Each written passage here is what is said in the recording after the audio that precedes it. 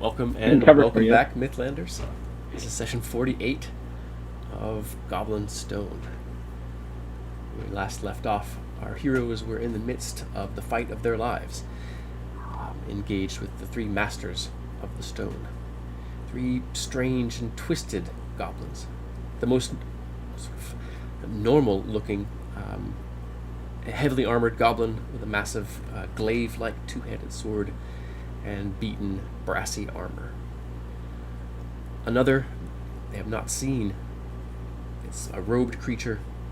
Its body sort of bulges as if multiple things crawl beneath the surface, and when it speaks in the voice of thousands of tinier creatures in unison. Third, and perhaps the strangest of all, is known as Bratst, what seems to be half golem and half goblin. Its brain encased in a jar suspended above its neck by gleaming steel mechanisms. When we left off, our heroes have stormed into the chamber. I'll bring us over to the map a little bit. Grabjack, the one who speaks in many voices, has teleported Lokag to another chamber, where he's now engaged with one of the masters and another dragon blood ooze. In the main chamber, Englob is now closed with Millie. Zoom in a little bit. Helena stands back, firing, having taken some damage.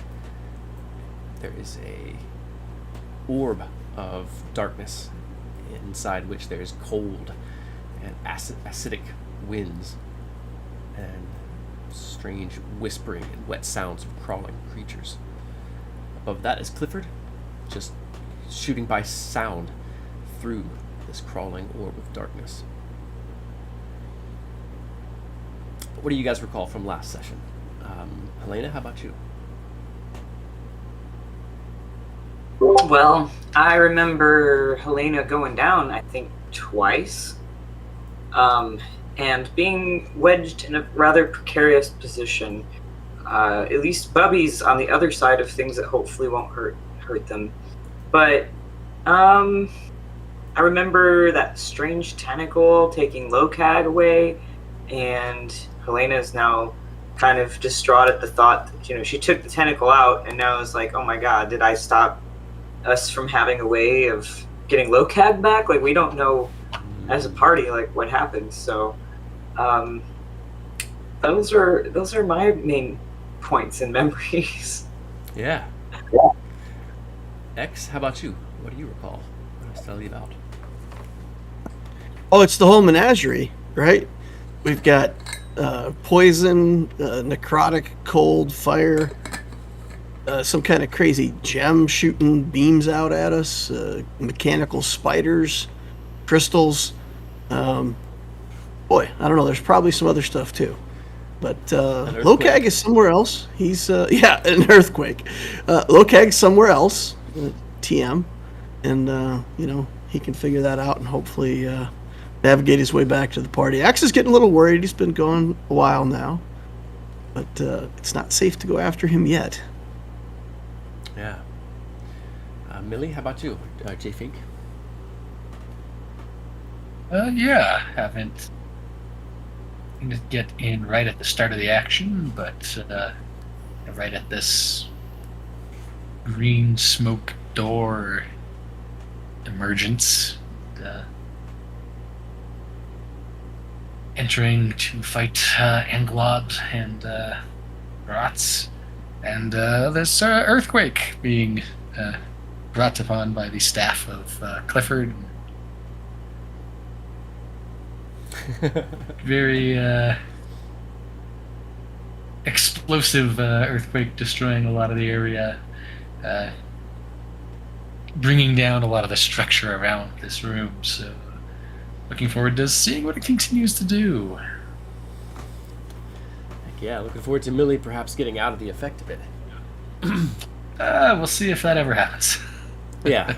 I mean, the choices at the moment are earthquake, poison gas, which will begin building up this round, and then this orb of deadly darkness.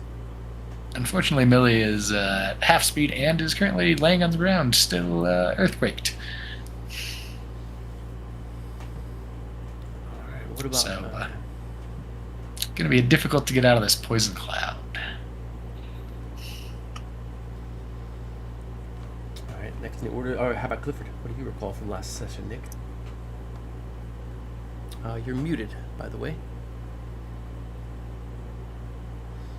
Sorry. No worries. Yeah, I just remember, you just holding the stick and just making it break, just breaking everything. A lot of bludgeoning damage. Mostly it's just a lot of bludgeoning damage. I figure, yeah, you're all going to ambush us in this room. Well, let's just not actually really go into the room, with a few exceptions.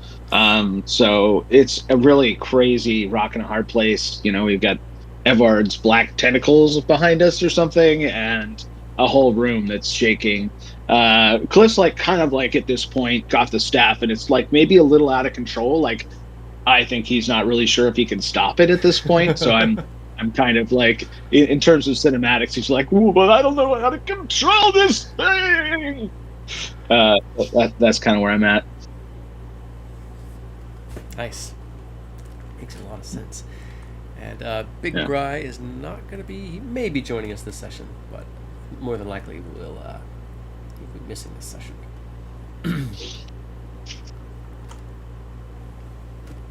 And apologies out there, we don't have any music tonight. I had a technical difficulty, and didn't want to hold things up anymore. So it'll be a silent and suspenseful session. So coming into the action, the top of the order is with Millie. All right. I'm going to stand up for my half movement. Okay. You'll need to make a con save versus poison from the gas. It has not been blown away in several seconds.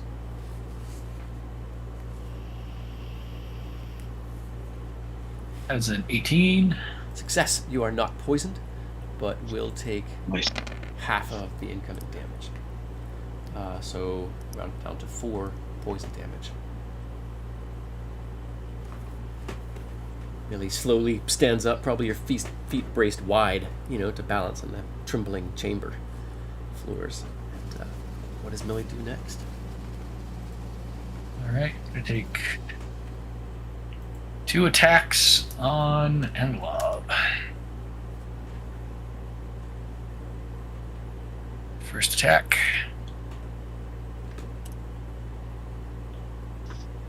Only a 13 to hit. 13 is going to miss Anglob. Do the rats help at all? The swarm being nearby? No, they need to be sort of opposite. Oh, you'd have to move. Oh, Yeah. okay. You can see another con save. That's just for Shield of Faith from the poison damage. Success. And last attack.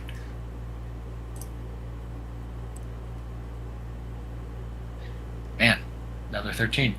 Okay. All right. Do you want to let that stand? Do you want to use your inspiration? I'll let that stand.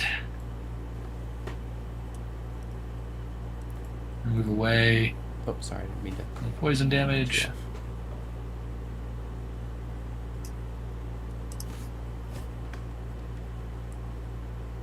I'm okay with incurring that attack of opportunity. That's fine.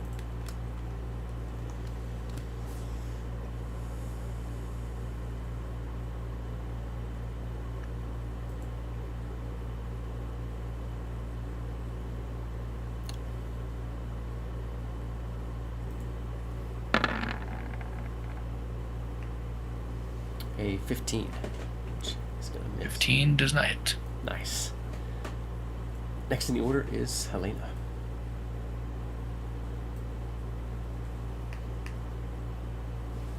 I gotta make a save. Let's see a save versus the poison, yeah. Constitution? Yes, ma'am. 20. Nice. You are not poisoned and will take 6 points of poison damage. Okay. And I guess I've got some potions, so let's see. Gotta get to my inventory. I want to use the better one than the regular one, but I can't. Oh, a greater. Yeah, I'd like to use potion of greater healing, and then I don't know. I'm gonna try to figure out How to what again? how to get out of this. I don't like the spot I'm in. Mhm. It feels like a very bad spot to be in. So is the potion drinking? That's bonus action, right? That is a bonus action. Yeah. Okay, So it'd be sweet. 4d4 plus 4.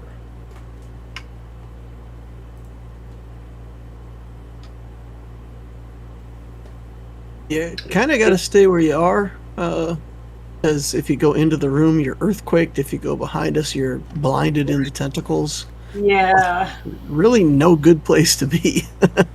I mean, you could move through the vines and tentacles and be like out of the fight, so you can recover, or you can just go right in and try to take out brass and stuff. Maybe Cliff will get that stick under control. I don't know. I'm probably going to roll for it. Elena, you can re-roll one of those d4s. Okay.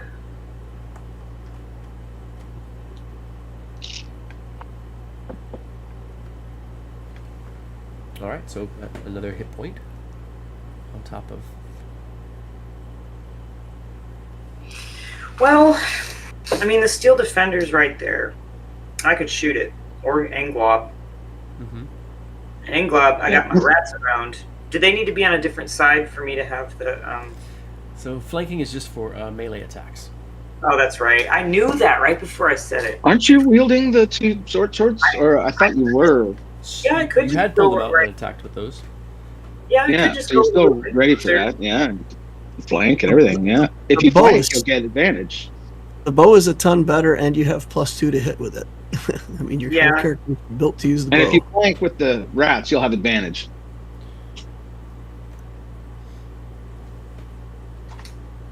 Mm. It's a very close range to Yeah, use but a bow. as long as you're 10 feet away, there's no penalty or anything like that. Is that 10? Yeah, where you started out. Yeah, you're in bow range from there. Mm-hmm. Well, someone else should. If I don't take Anglob out here, we'll have the rats. Someone's gonna take advantage of that. I'm gonna. I guess shooting in the face. There's a lot of rage being trapped in this spot, so we're gonna channel all that right through the arrows, right through Anglob's face. You can have your rats move, since they go on your turn, they can go before you, and that's fine. And bite.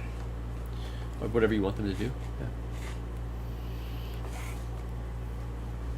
Oh, I feel like that's all they can do.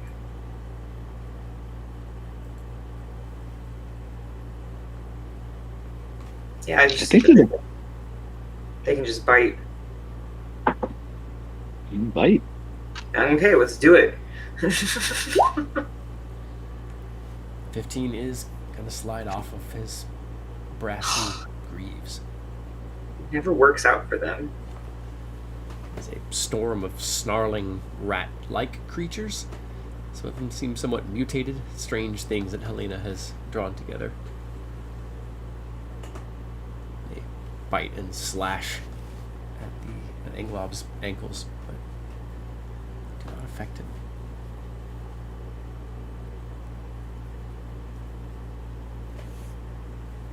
Bubby is safe. That's all that matters. Alright, what else for Pon Pon? We are gonna do the bow 3 times. Hit. That is a hit. 23 is a hit. Looks like my septic strikes are on that one. Okay. So I'll turn it off for the next ones. 29 is a hit. Yeah. 10. Let's see here. I think that one might hit. Nice, a crit, a nat 20. for a total of 30. Oh, wow. Nice. Ooh. And I need to check something really quick.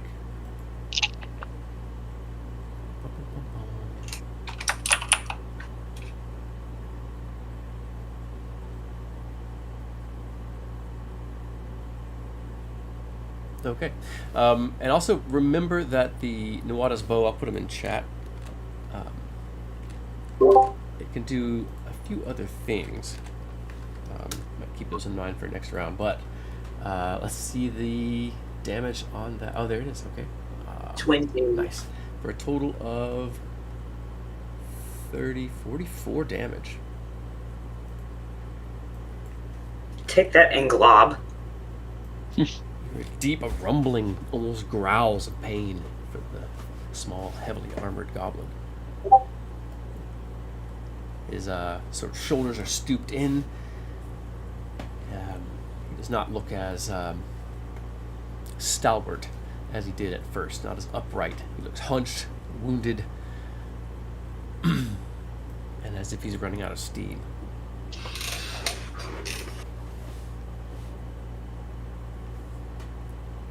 All right, does Helena say anything? What I already said. Okay. Take that, Englob. He growls in thickly accented common. I'll repay it tenfold.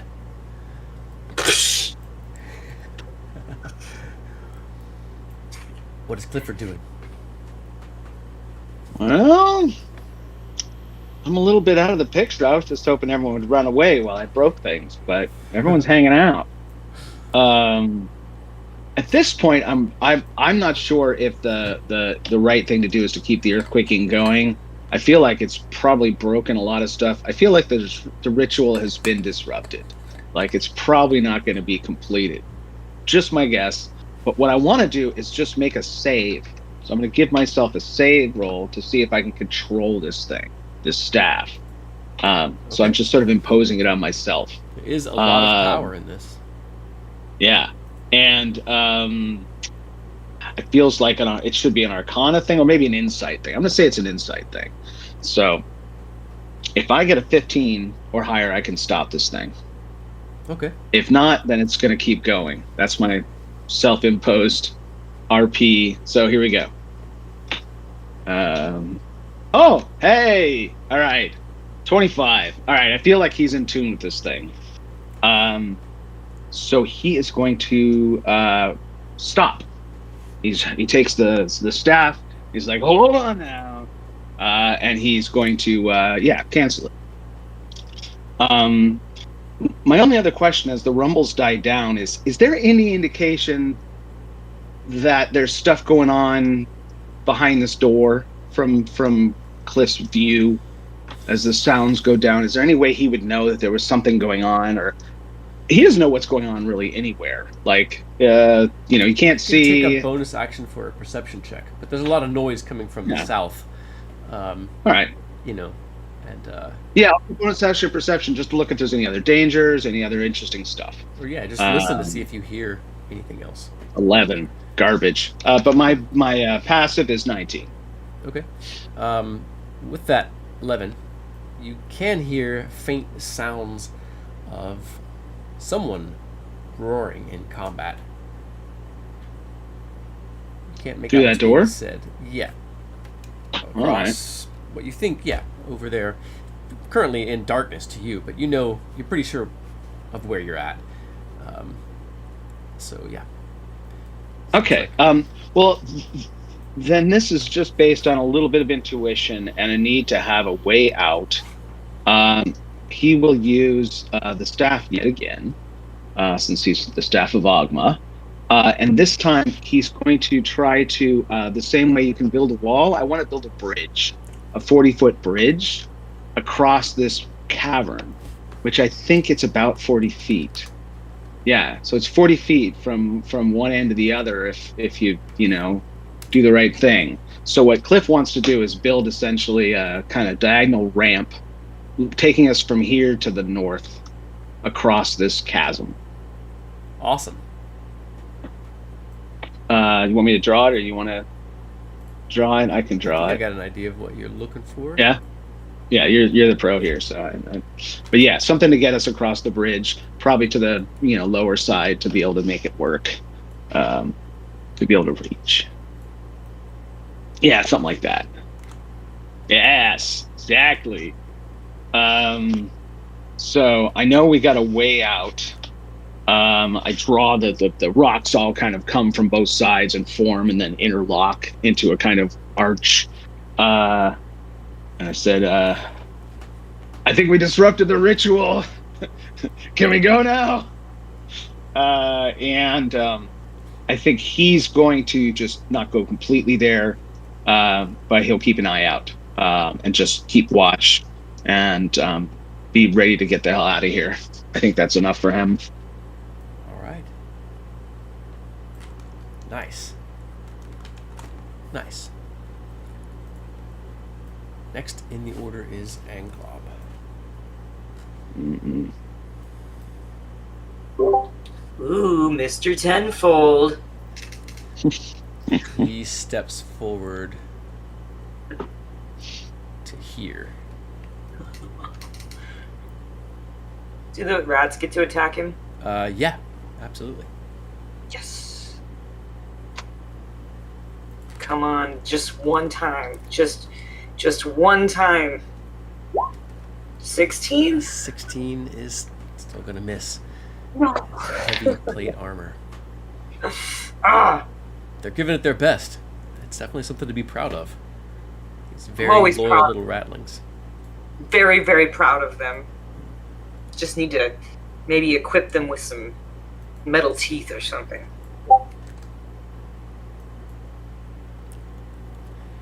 As Anglob steps up, he swings once at Helena. Once at X. Oh, let's see here. One attack to Helena. One attack to X. A 14 and a 14. I think I'm going to use inspiration to re-roll that first attack on Helena. For an 18. Ah, it does hit. And then his third attack will go Valentine to... Everlight says, "Oh yeah, Valentine has arrived." Heck yeah. So it's an 18 to hit Helena for a total of 20 damage. Phew. Man, 25. I got You got how many hit points? 2 left. Helena takes a deep cut along her shoulder. And the 25 to hit X. For a total of 26 damage to X. You call that tenfold? Ha! She's almost down. Someone kill this bastard already.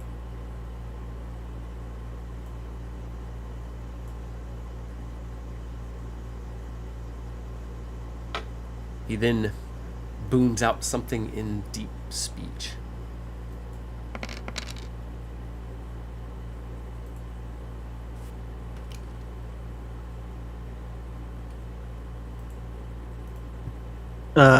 He's quiet.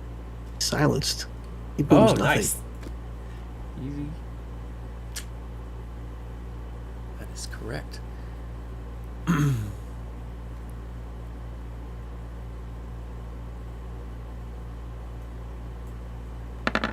gets a saving throw, but that is not going to succeed against the arrows. He does not cast anything. Let's see what else he might do with his bonus action.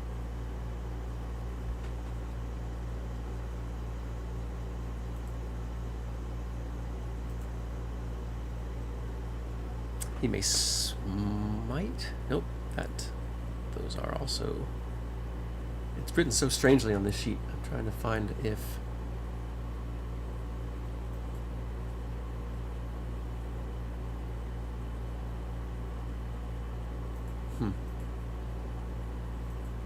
right, so that is Englob. He moves up, makes his attacks.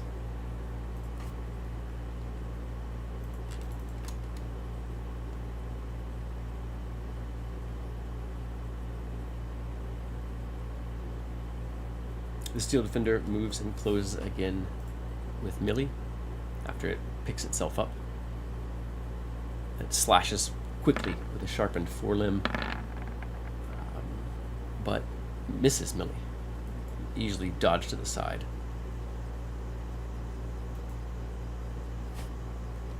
Merlin needs to make a con saving throw. X if you want to make the con save for Merlin. He's got a +3.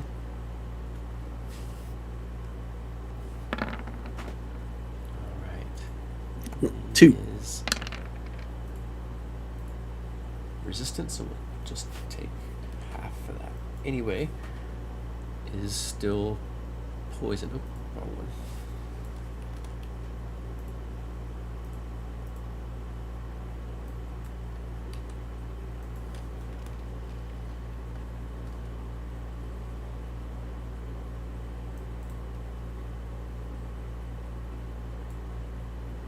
He moves around to there where he's flanking with X.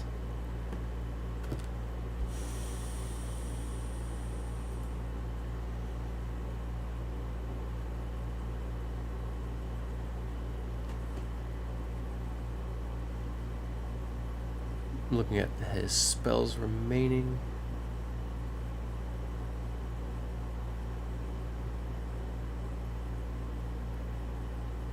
Does he have inflict wounds? He does not. But he can heal Helena. Try to hit with Fairy Fire. Make an attack with his Lightning Lance. Or Lightning Launcher, that is. I think you should just attack.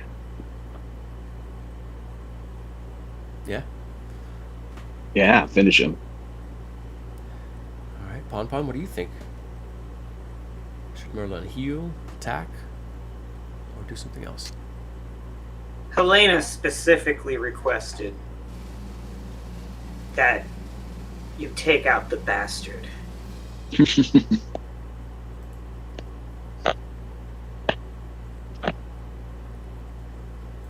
All right.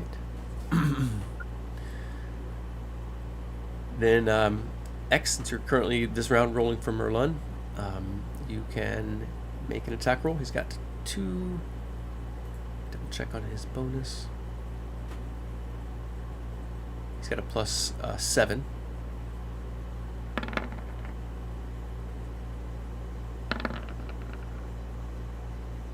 Woo! I don't think you want me rolling for Merlin. Does he have a bonus because of flanking? He What's does. that bonus? Yeah. Okay, so the second is it +2 or advantage, or what's he get? +2. The second one would be a 19 to hit. 19 is going to hit. It's going to do a D8 plus. Where is it? Dang it. Plus 2 die8 actually, so 3 die8 total. 2 more D8. Plus 4, a 5 plus 5. Okay, so 17 damage. 17 damage.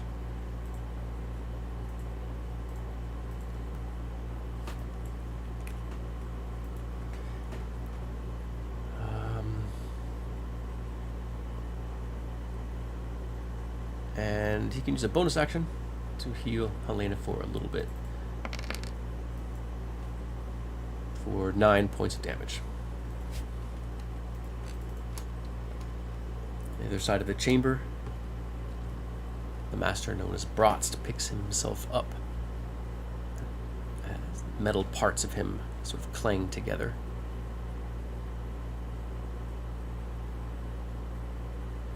Hey, just real quick, did we do the earthquake on Cliff's last turn, or did he stop the earthquake? He stopped it.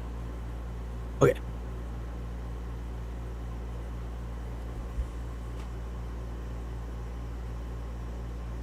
The earthquake happens at the beginning, so it may have gone off at the beginning before I could control it. So it would have done some damage to structures, maybe, but that's kind of in the background. You don't have to. Well, the way I rule it is, since you can stop concentrating even when it's not your turn on a spell, that you could have decided Yeah. to do that just before it took effect. Yeah. Yeah. So, and I left the dice to side, so that Yeah. makes sense.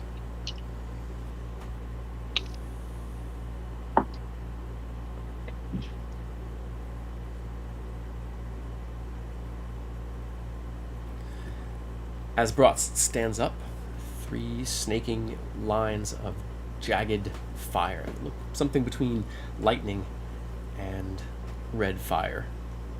Streak and bounce toward Millie.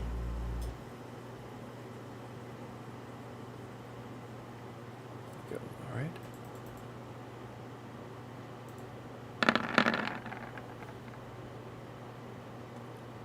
Uh, 26, a 25, and a 20. Oh, wait, hold on. These are not publics. So those do not count. So the rolls now pop up. A 24, a 10, and a 21.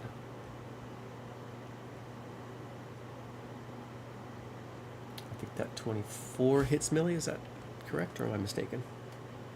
That is correct. 24 with it. Those are at advantage?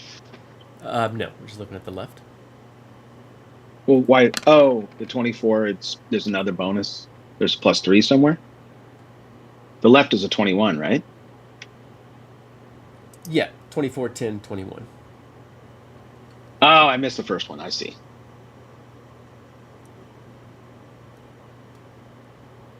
All right.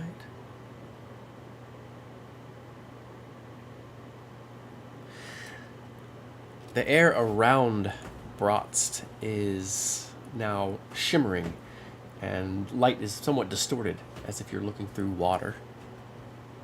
Bratz continues moving and kind of ducks down low enough to have cover. Next in the order is X. Okay, just to see if I could do this. Mm-hmm. Since I'm in close combat, I have 3 of those special crossbow bolts remaining, I believe. So that's what my sheet says. Could I just grab one in each hand and just stab this guy like they're daggers? Or do I have to... There'll be one-use daggers, you know. What's that? There'll be one-use daggers. All right. I'm going to grab one of these crossbow bolts in each hand. I'm just going to just try to just stab this dude. Bolts of the matcha. Okay. Yeah, you can feel her power in your hands as you grip each one.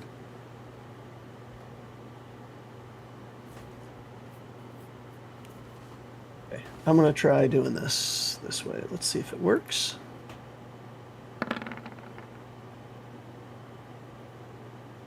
And 8, total of 10 is going to miss. You know what? I'm re-rolling that. Okay. Yep, definitely. This is a make or break moment. 25 is definitely going to hit. All right, so it's probably not just D4 damage. No, it isn't. Well, you get your sneak attack. And it's going to be 4 die 6. Okay. So we'll do 14, 3, and 2, 19 damage with the first arrow. And whatever other effects it might have.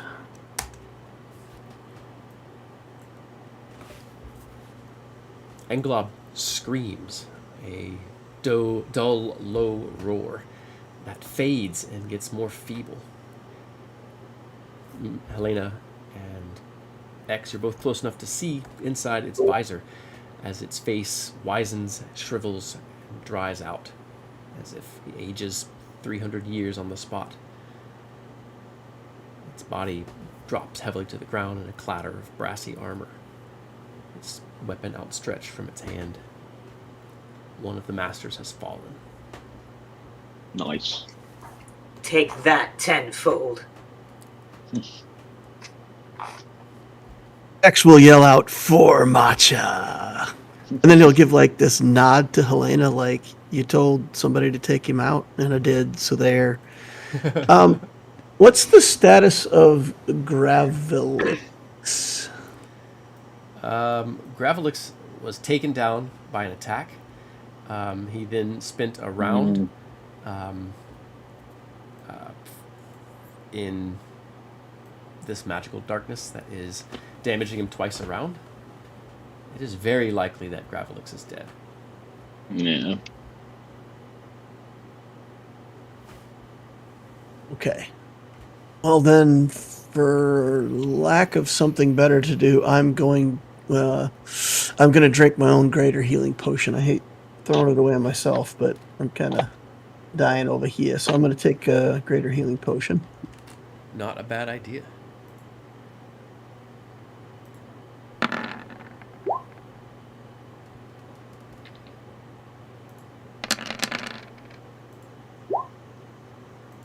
right. Next in the order is Millie.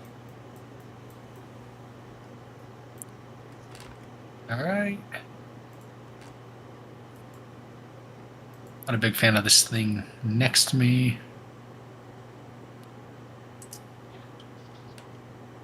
Try and hit it twice.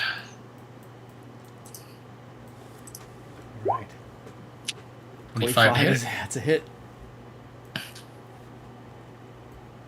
The blade of the hero cleaves one of its forelegs off, shearing through the metal. Points of damage. Next attack, 17 to hit. That is a hit. You shear the end of the next foreleg off. It is 11 moving damage. slowly and is pretty vulnerable now. It doesn't seem able to sort of move and strike, bring its forelegs up to defend itself. It is vulnerable. You think somebody could sneak in, get in one more attack, and would probably take this thing out.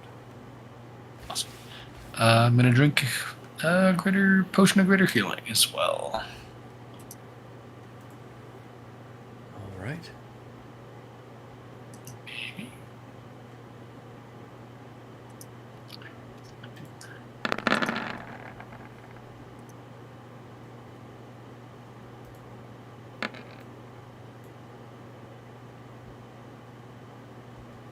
All right. Doing some stuff in the background.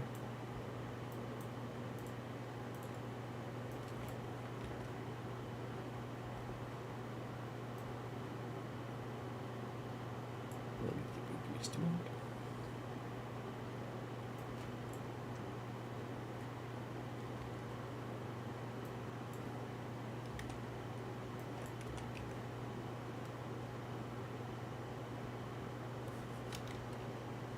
If anybody wants to bring up Lokag and roll his Stone's Endurance, is they're currently still fighting. It's a D12 plus 3. Oh, okay. I've rolled a 4 plus 3, so not 7. All right. Is it his level or is it? Is it con? It's at it. I think it's his con. Con! Yeah. There it is. Yeah, 1d12 plus 3. So that was right. Next in the order is Helena. Well, I also have a regular healing potion, and seems like it would be good to use again. So, let me just mark that.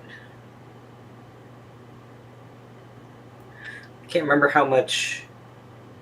Oh, 2d4 plus 2 for a regular potion of healing. Okay, so 6. Yeah, Better than nothing.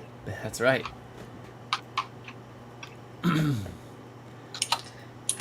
And yeah, I mean, we'll definitely continue the trend of shooting things. I believe I can shoot the steel defender from here. Mm-hmm. All right, we're gonna let's do- see. Starting off, I need to make a con save as you're still in the poison Right. gas. All right.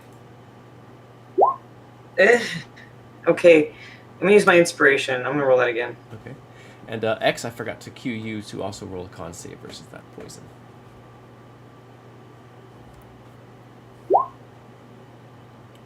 15's better. Right, that is better. That is the DC. Thank God. You take another 6 points of damage. The potion I just drank. X, you take 2 points of damage. Neither of you are poisoned. And Helena, you have the rest of your action. You want to make some attacks on the steel defender. Yeah. Let me get back to my. X could have moved at the end of his turn. Do you mind if I do that, No, go PM? ahead. That's fine. Oh yeah. Another nat 20. Oh my god, a 30 to hit is definitely going to hit the steel defender. 17.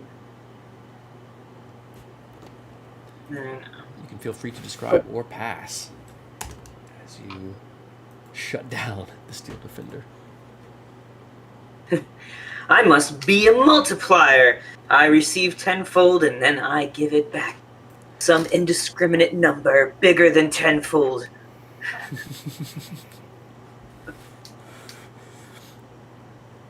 Nice. I don't think I can see anybody else from where I'm at, can I? Because Bratz, he's hiding, right? Correct. You might be able to get into a position where you can see him. That'll take some movement. Start moving in. I don't have to worry about the earthquakes no more. That's that Correct. good. Right.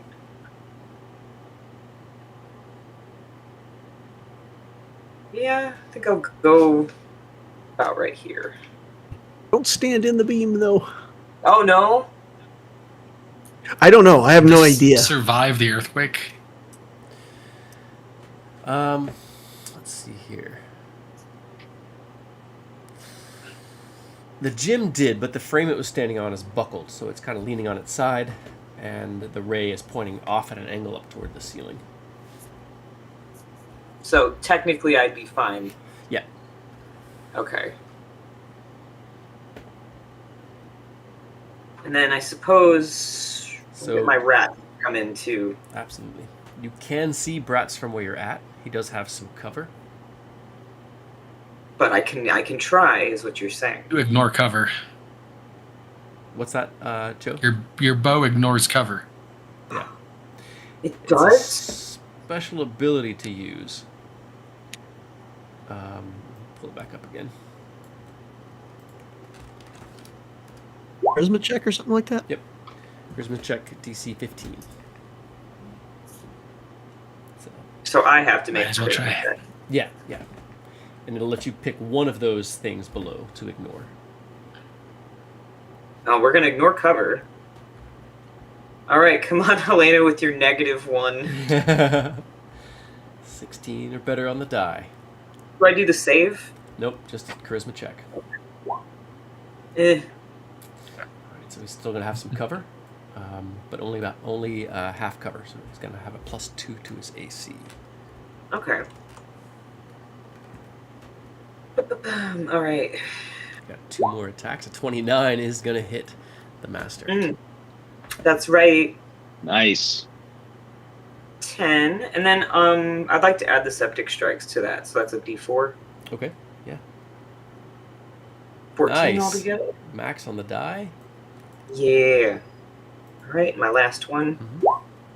14. 14 is going to miss. I thought so. That's all right. That's pretty good. Skips off some. What looks kind of like armor. It's covering one side of his rib cage, like a half of a breastplate. And the skin seems to be grown over it or infused to it somehow. In either case, yeah, the arrow deflects off before turning into silvery blue mist.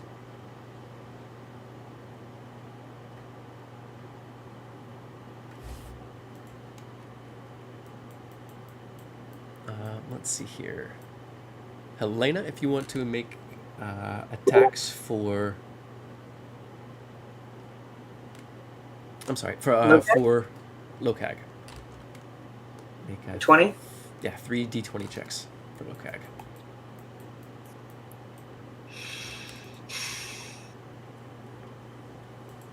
Sorry, Lokag. All right. One of them is going to hit. It's going to be a d10 plus 7. Awesome. And for last round, Millie, if you want to make 3 attacks for Lokag.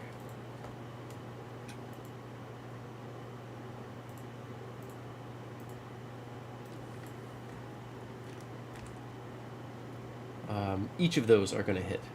So 3d10 plus 21.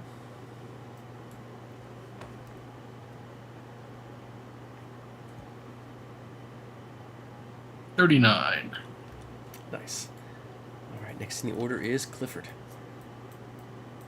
Concentrating on holding that bridge of stone up over the chasm. You hear roaring, and you can't hear what's being said, but enough to know that it is Lokag.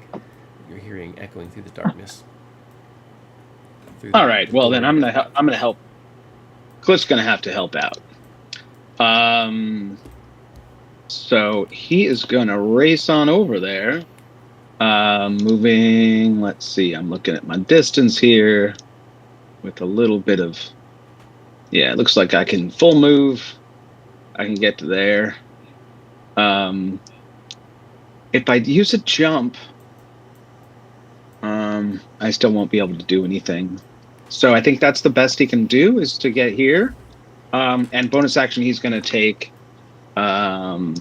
See, I have 2 heals. I only have to do a small heal, so I'll do a regular, weaker one. 2d4 plus 2, right? Yeah. 6. So he heals 6. He's feeling better. And he'll just kind of passive perception, kind of listen and try to get a sense of what he hears going on inside there until he can get to the door and open it, maybe. What you hear inside is one long, incoherent scream. The sound of his hammer slamming into something wet and fleshy, probably another ooze. And some of what he's saying is words, but he's just shouting. He's incoherent. He sounds a little addled, like he's pretty hurt, but also deep in his sort of battle mode. Clifford yells out. Oh, go ahead. Oh, yeah, he says something about hidden. Find them as he's taking out something else. Then Cliff will yell back, "I'm coming for you, Lokag. Just hang in there, buddy."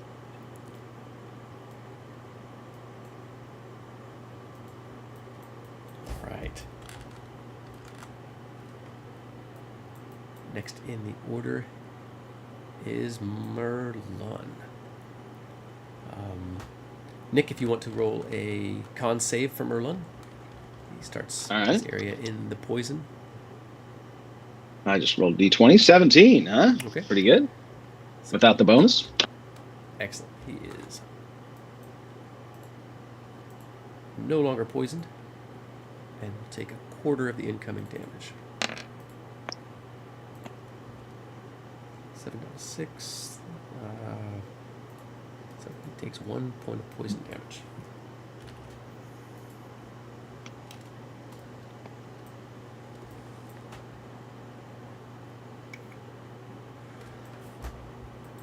He sort of strides in to about here. He hits the levers on the side of his armor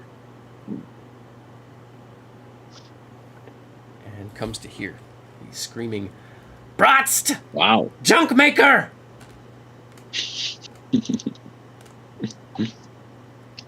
We kill your friends! We take the stone!"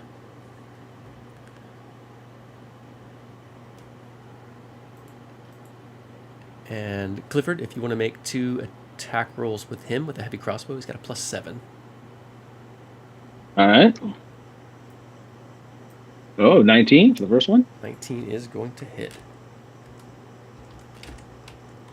I'll roll the other attack. Ooh, a 25 for the other attack. Also, And what's the going to damage? hit. A D10 plus. Where is he? Plus 5. All right.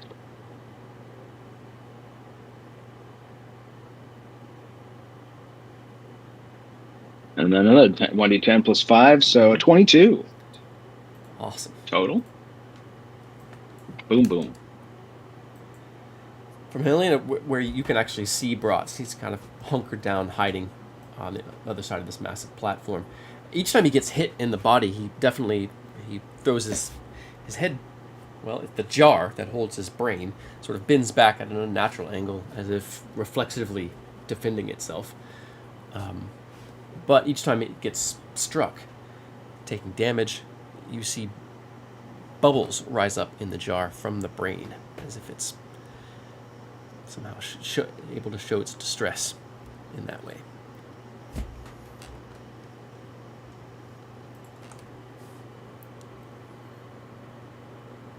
Freaky.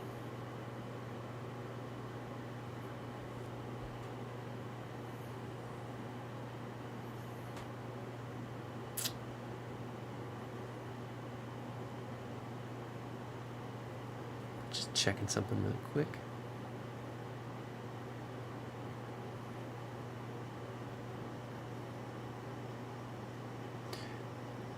Holds up a metallic arm, splays the 3 fingers out, and launches 3 lines of sort of red, fiery lightning that deflect off the ground or objects around toward Merlun.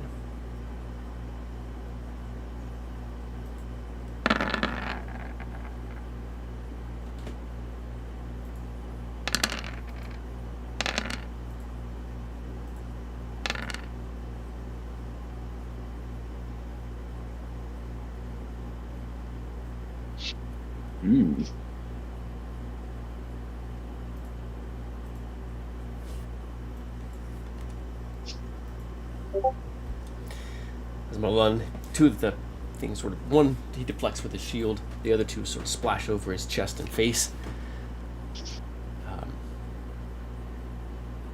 As Merlun stumbles back a step, he just repeats in that screaming tone of his, "Junk!"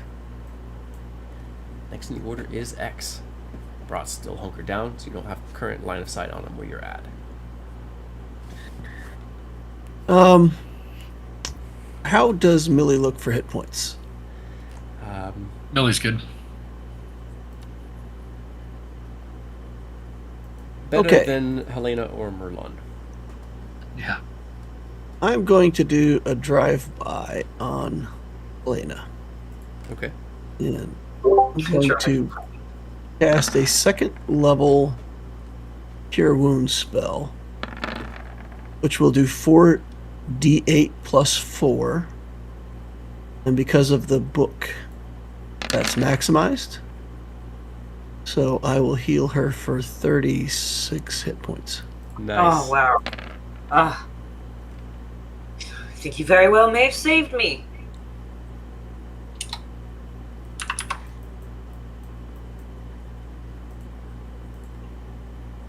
Ha ha ha. Elena's back. And then I'm going to go down here and I'm just going to get right in this guy's face. Awesome. I have a bonus action. Mhm.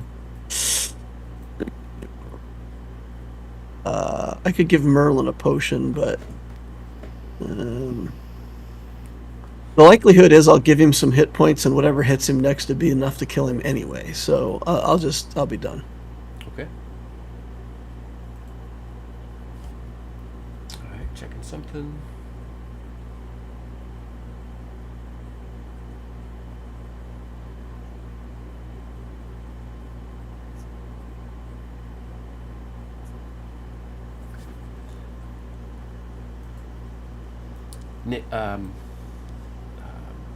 Cliff, through the door, you hear Lokag's sort of endless tirade of incoherent shouting, punctuated by sort of a grunt of pain. And that sound has you worried. You get the feeling that Lokag's in bad situation in the other chamber. So top of the order is Millie, but we're at the top of the hour, so let's take a short break and All right. come back to it in just a minute. Let's get it. Viewers out there, ads will be incoming here in a moment. And yeah, if anybody needs to step away and take care of some business, please do.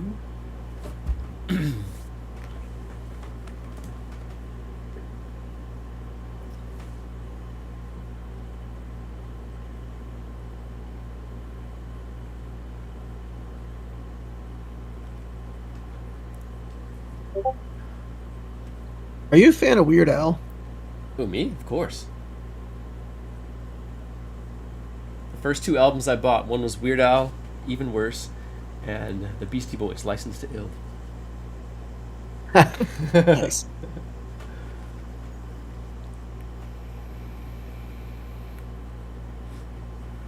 I got the theme song from that stupid Weird Al show stuck in my head.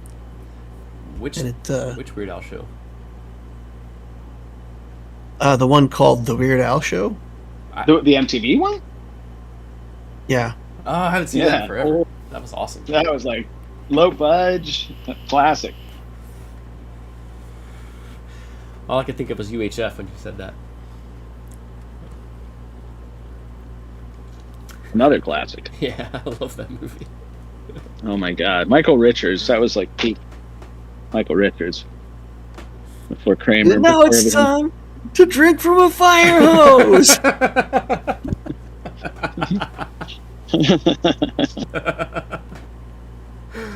Oh my goodness, it was great. It was a great movie. Still one of my favorites. But I haven't seen that. I didn't have cable when I was a kid, so I never saw that show. I saw maybe one episode of it, or maybe I saw it advertised on MTV, but I never actually got to catch it. I don't think I've ever seen a full episode of The Weird Al Show. I just have the theme song stuck in my head. Now I'm going to For write it days. down and try to go find it. Well, you know, It's- back then it was hard to find like material. Like MTV was like, oh, wait a minute, we had to fill 24 hours, and that's kind of how Weird Al jumped in there. They're just like, yeah, whatever, I can give you an hour, and that's why there was a lot of weird, just freaky stuff on MTV back in the day before, back when they had music. But Yeah. Liquid Television was pretty great. Surreal and great. The original Hell band yeah, Flux exactly. and everything. Oh my God, Yeah, so that's good good. stuff. There was so much good material. Oh yeah, that was an opportunity for a bunch of different artists. Like it was kind of before you had like individuals making web series. It was almost like the origin of a web series back then.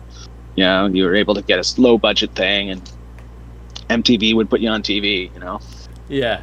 Yeah, you just had to be interesting. Yeah, it was very very indie back then. Mm-hmm. Yeah.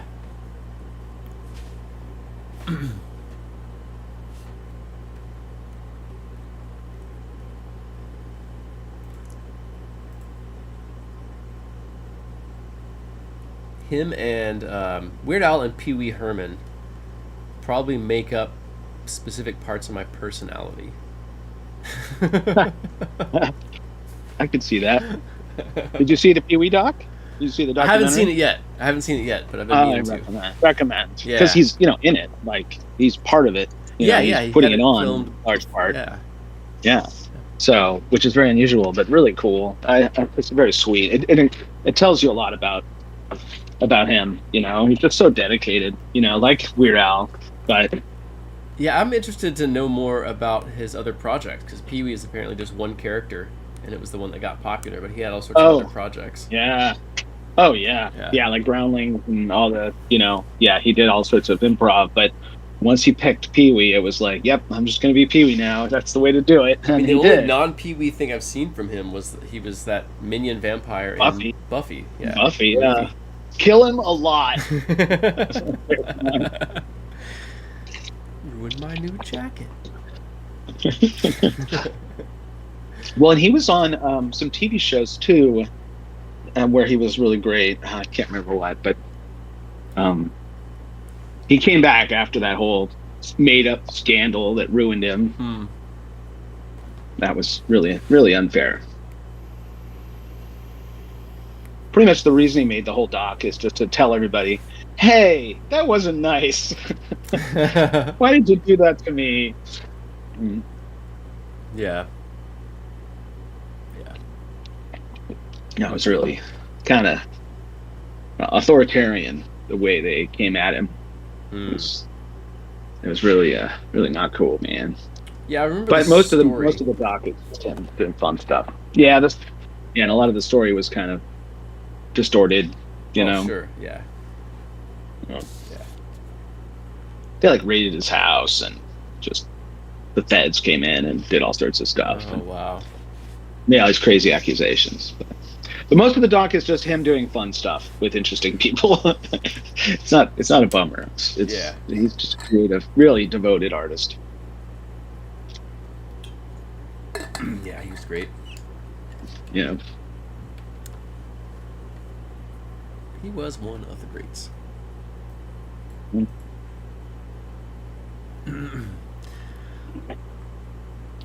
So, how are you guys feeling about the current scenario you guys are in? How are you feeling about the fight? Crazy. We're all over the place. Confused. Anxious. Excited. Yeah. Lonely. A little alone, but now I'm going to be with, I'll be with Locag, so I won't be alone anymore. Yeah. Provided you can get through that door. Yes, I'm hoping. Yeah. Hoping my lockpicking skill. I do have lockpicking skills for a reason. Yeah, I mean that'll definitely take an action. You'll still have bonus action. Yeah. But yeah. Yeah. Just get in there and make myself a target. There you go. Come on, Hughes! Come on, get me! How about you, Low Quitter? How are you thinking about the situation? I think we're gonna get it. It depends on. I don't know. So we're gonna get the guys out of here, but I feel like there's still some things with the eyes or with the lightning on the wall or something like that has yet to be fully understood. So Yeah. we may succumb to environmental influence or something. I don't know. It is possible. How about you, Pon Pon?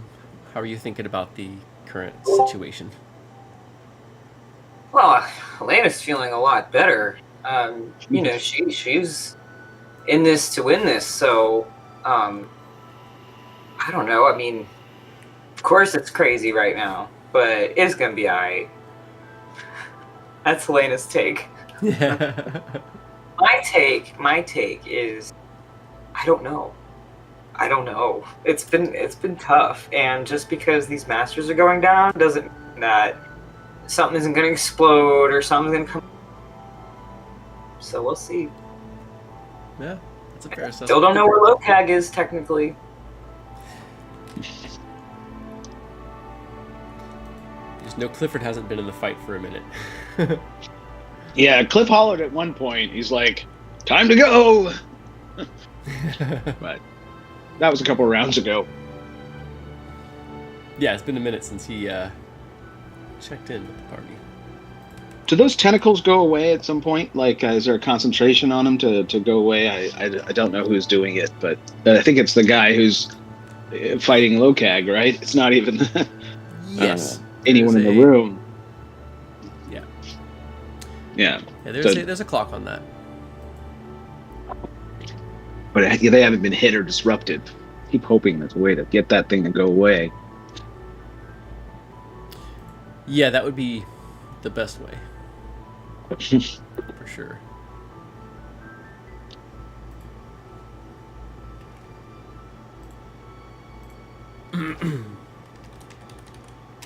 It kind of works out that Locag's not here just because he's in a different fight outside of the fight, and it's kind of worked for the sake of the drama in this case. Yeah.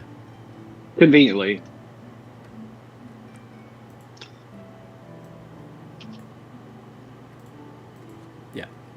Yeah, I think it works pretty well. Although I'm missing having him at the table. I hate for him to miss the this scenario. And you have to be nice to him. You can't be brutal and just be like, "Oh, critical, you're dead." Because he's not here, you know. It's always kind of a hard thing when they're not here. I will feel bad if that's what happens, but you know, a fair dungeon master has to do what a fair dungeon master has to do. You know. Sure. Yeah. But you're not going to make him do like, "Yeah, you lay down prone, and then I attack you." No. He's doing his best, using all of his tools. Yeah, of course. Yeah. That would be messed up if the GM did that. They're just like, "Well, you weren't there, so I had you charge into battle ahead of everybody else with no armor on." I have done that when a player permanently leaves the table before. Oh yeah. But it's We more had just that- a I had dramatic a- thing to. Yeah, explain it's a why fun they're thing not to. there, you know? It's a fun writing opportunity, you know, like we had a player who just wasn't gonna be able to play anymore. So we had them like righteously defend us from like a dragon as like rocks fell on him. The GM was great. He just like had this epic scene where he's like battling the dragon and the last thing we see is the cave in and he's lost, you know, and it's a great dwarf, just a real hard ass dwarf character. It's a great way to go out. Nice. So. All right. Seems like Joe is back with us, I believe. All right. No, he is. He's muted still. Yep. So. Okay, excellent. I guess we can jump back into it if you were ready. At the top of the order is Millie. All right. This might be fast.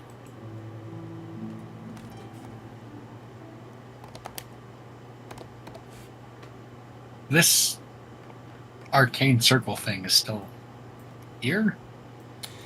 It is crazed with cracks. Chunks have fallen out of the edges and tumbled to the ground. The one that's on the ceiling above it, the same. They are both ruined, so the magic circles will have to be repaired before they were useful again. All right. Well,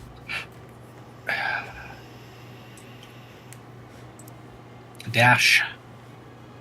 Get to there.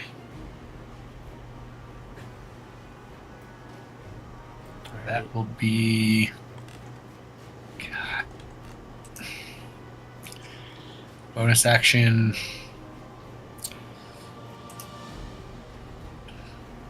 To use Searing Smite.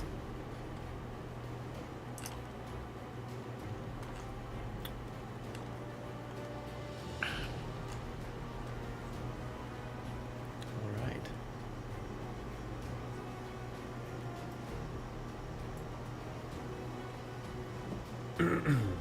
That'll be my whole turn.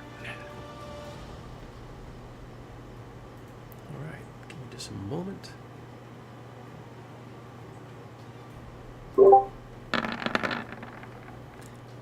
And next in the order is Helena. Okay, so approximately where should I be to have like the best view? Like here? 10 feet Feel to like- the south. That was about that. Yeah, Yeah. that's about You that. have a full view on him there. Awesome. You know what I'm gonna do. I'm gonna shoot him.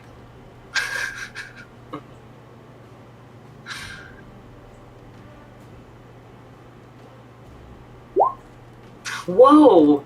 Another Nice. nat 20. Oh my goodness. My Okay, goodness. Elena is on fire. All I Recently. Yeah. wanna do, poo poo pew. All right. Give me just a moment. Oh, you're gonna finish him. Finish him. All right. A nat 20 for 13 points of damage. A 22. That's a hit as well. 12.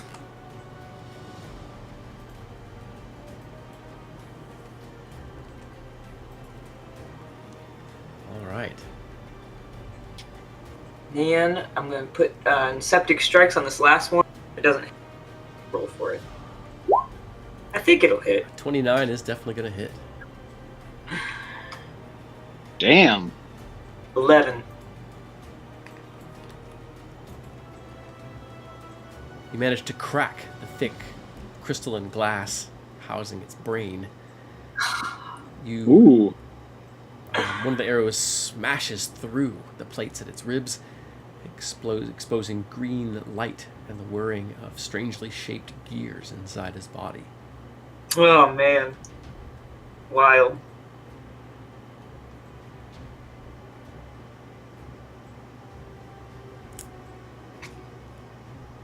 But Bratz still stands. Next in the order is Clifford Bolt. Oh, Lokag doesn't do anything? Lokag has gone silent. I Oh think boy. You're pretty All sure right, you well heard then. him hit the ground heavily. Oh, I heard thud. No! All right, I'm going to try to pick this lock as best I can. It's the sleight of hand, right? I'm lucky. I'm going to use my luck right now. Okay. 20 good enough? 20 is a success. Yay. Crack it open. And what do I see in there? You see a beaten ooze. Lokag has collapsed. Red light All coming right. from the north, but nothing else moves other than the ooze. All right, let me know if I'm within 10 feet of anybody as I go in here. I have enough move to go 2 more spaces. So Okay. I'm just going to move. I got to go diagonally to get to him, though. There we go. The door was not letting me go through. Come on. I can't move Cliff anymore. Why? There we go. Thank you. Yeah. So yeah, and he'd be there, and then I will give him a potion. Is it a bonus action to give him a potion, or is it? It is a bonus action. Yeah, so I'm gonna give him a potion, wake him up. I'm gonna give him my greater healing potion. Okay. And that's how much is that?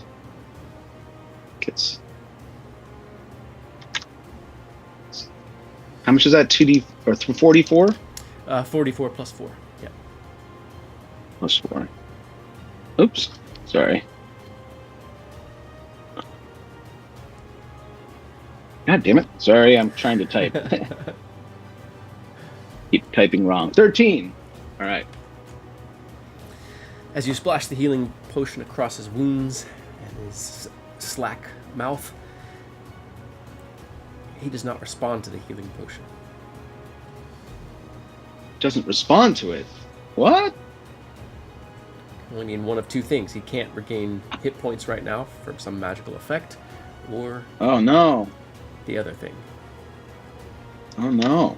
No way I'd have any insight on that before wasting it, huh? All right. Well, that's all I got. Okay. No.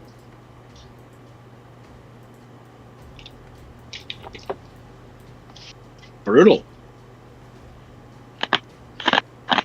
I'll yell like as loud as I can.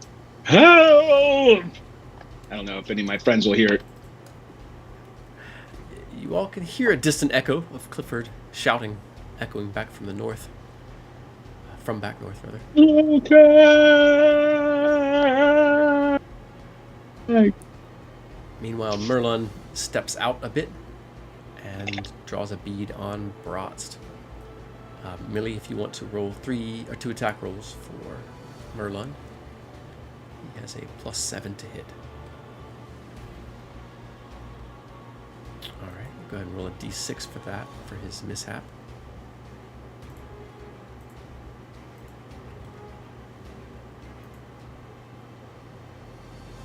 Alright. Ooh. He will lose a point of dexterity. Intelligence. So his next attack, wow, a nat 20. That's definitely going to hit. He's going to do 2 die 10 plus 5.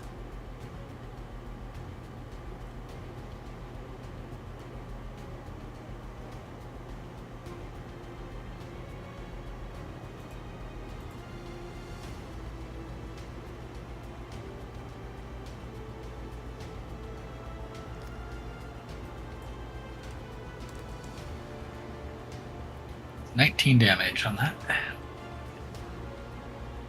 The glass jar that is its head shatters as one of the heavy bolts rips through the brain. Nice. The thing collapses to the ground.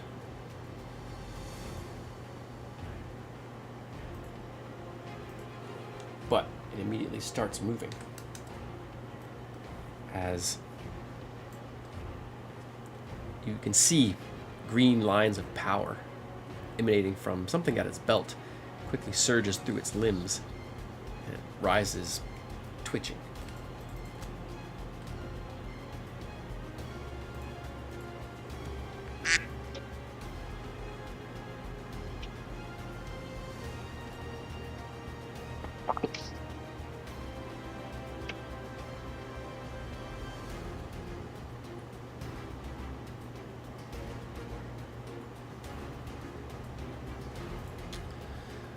It points just past X, and space begins to ripple and warp. Deep speech tumbles out, out of another box at the creature's belt as it casts a spell, forcing a Constitution saving throw from X and from Merlun. Millie, if you want to roll a con save for Merlun.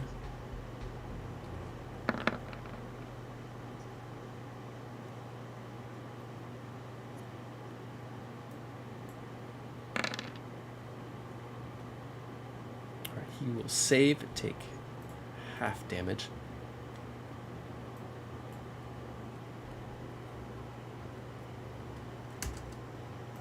Yet still Merlun collapses.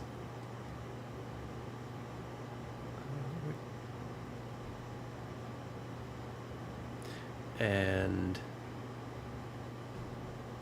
X will take 13 points of damage and be drawn back to this square. Okay, I took it already. Okay.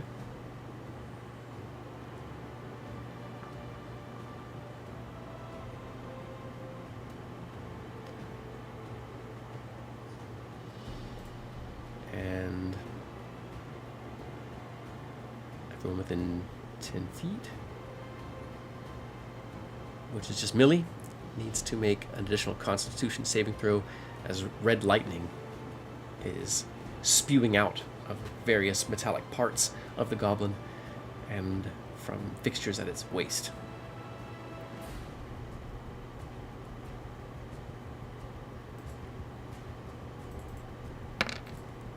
You know that? All right.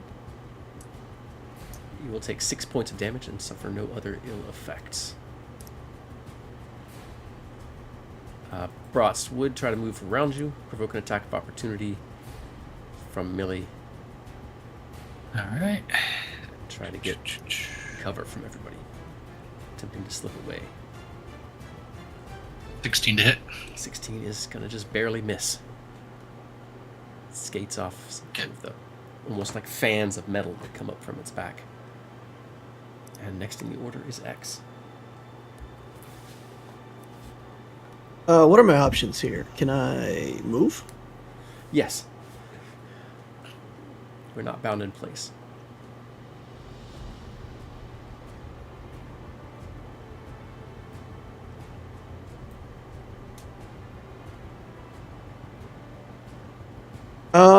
Is there stuff here that I can hide behind? Yes, this whole platform is about 3 feet high.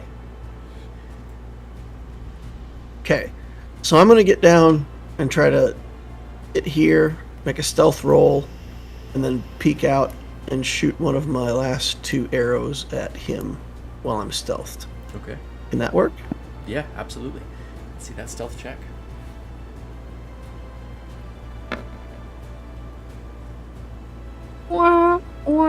Man, my rolls tonight. Woo! In the heat of the moment, limbs burning from exertion, stealth demands a lot from muscles. You're pretty sure he still knows where you're at. Or it. Probably shouldn't be properly called a man or woman, as it is mostly machine.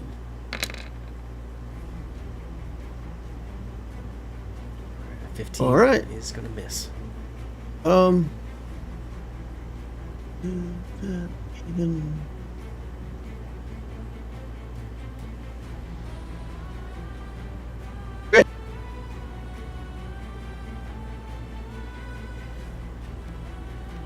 I don't want to be in the gravity stuff though, so let's go the other way then.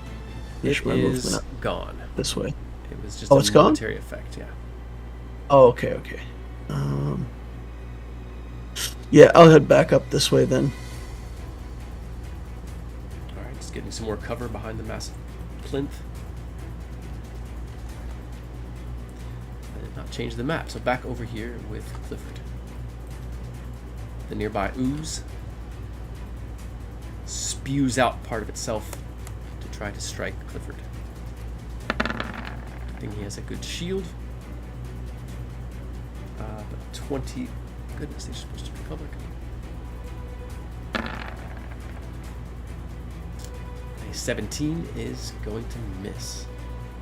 Nope. Yeah, no. Top of the order is Millie. Let me get us onto the stream view.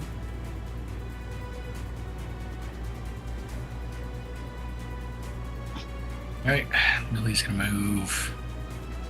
Sword out, no longer glowing with the prepared Searing Smite. As concentration has been lost on that. Just going to attack.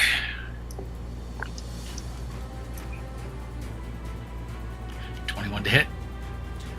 21 is a hit. 12 points of slashing damage.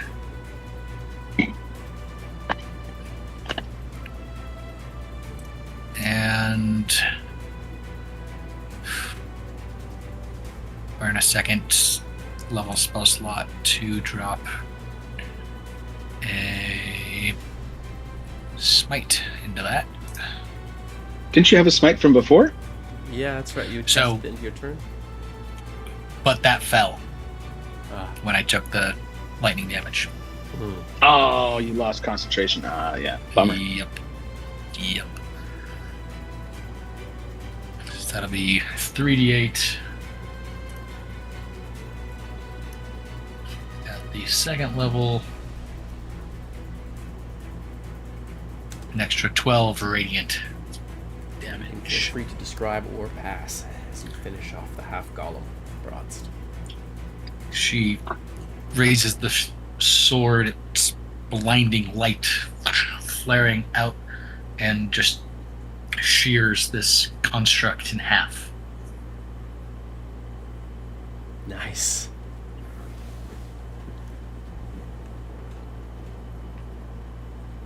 There are currently no enemies in sight. I did move here, moved 20 to there. Alright, can't move, get Merlin.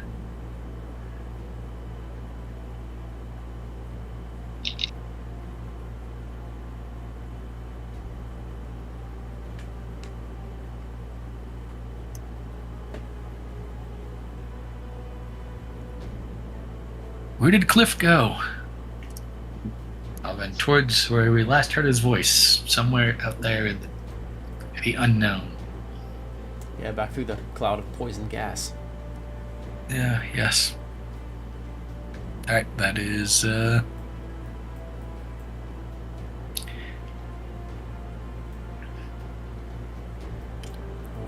everything for me. So no one was affected by it or really in a position to notice that the orb of darkness vanished. Oh, nice. From Hey. somewhere in this corridor here. Let me Make sure we're on the map.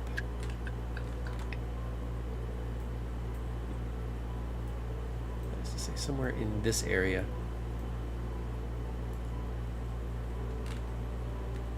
Yeah.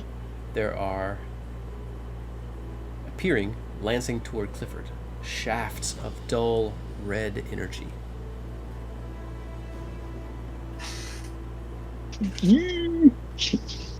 As the figure is unseen, these attacks will be with advantage. Right. We have rolled too many times. I'm gonna shield, Okay. bringing my AC to 28 Okay. That for this crit round. is still gonna hit. Oh, you got a crit in there, Yeah, huh? nat 20 on the first one. The next two will miss. Does 9 force damage to Clifford. Oh, I don't see a nat 20. Maybe it didn't show up on mine. I see There's see 6 an- Eldritch Blasts there. Yeah, There's a yeah. lot. Oh, I accidentally see. I rolled keep not twice. seeing the right one. There's Jesus crikey. Yeah, it rolled, All right, yeah. So rolled twice for some reason. so I'll take the hit. Yeah. Oh, I see it. Jesus, it's so many attacks. Okay, yeah. So the one hit. Yeah, it only fired 3 of the beams at you. I just accidentally rolled twice. Oh, I see. Just count the first 3. Got it. Yeah. All right, yeah. So you got hit by 1. Nothing you can do about that. All right, checking something else.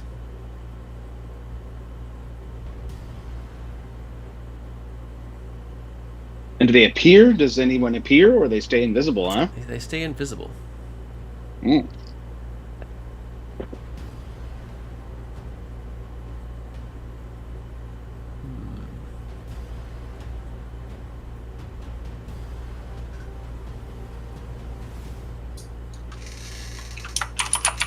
Yeah.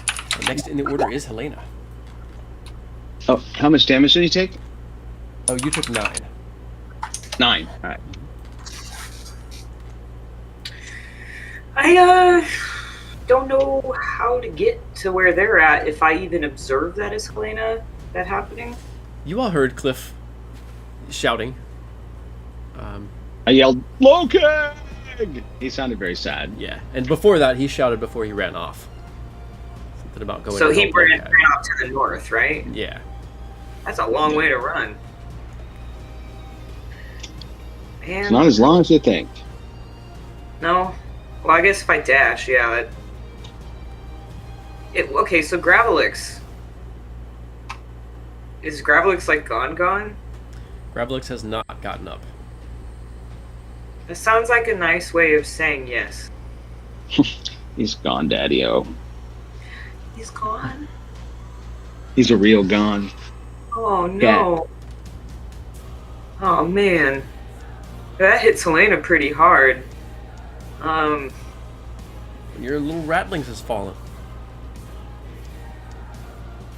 What about my rattlings? One of your, you called all One of the the swarm? party your ratlings. Oh yes. And one of Yes, them I is thought you meant one of the literal rats. I was like, better not. fallen. Lokag might be down too. You don't know That- for sure. Yeah, Helena doesn't know about that yet. So the player in me wants to rush ahead, and that's what I do. Do it. Do it. But when she sees Gravelix, she's gonna stop. She's gonna get very upset. She's gonna cry for a minute. It's the first time Helena's done that. She's gonna be pretty upset. And so I think, I don't know if that'd take all of my turn, but I'm willing to do that because I loved him. Yeah, I mean, it makes No. sense. Okay. I just want to make sure I'm not in the gas, if I have to pull out of the gas or whatever. Yeah, you can get beyond the gas. Okay. You'll still pass through it, and we'll still need to make a con save for this round, though. Okay.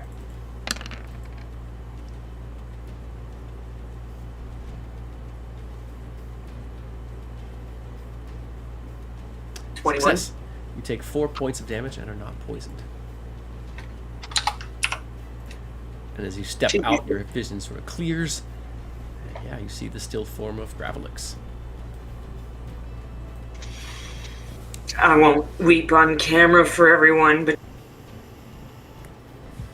losing it a little bit. She trembles, she drops her bow for a second, falls to her knees, and closes the eyes of someone she grew pretty fond of Gravelix, you know, and it taught her a lot about maybe she can get along with just rats.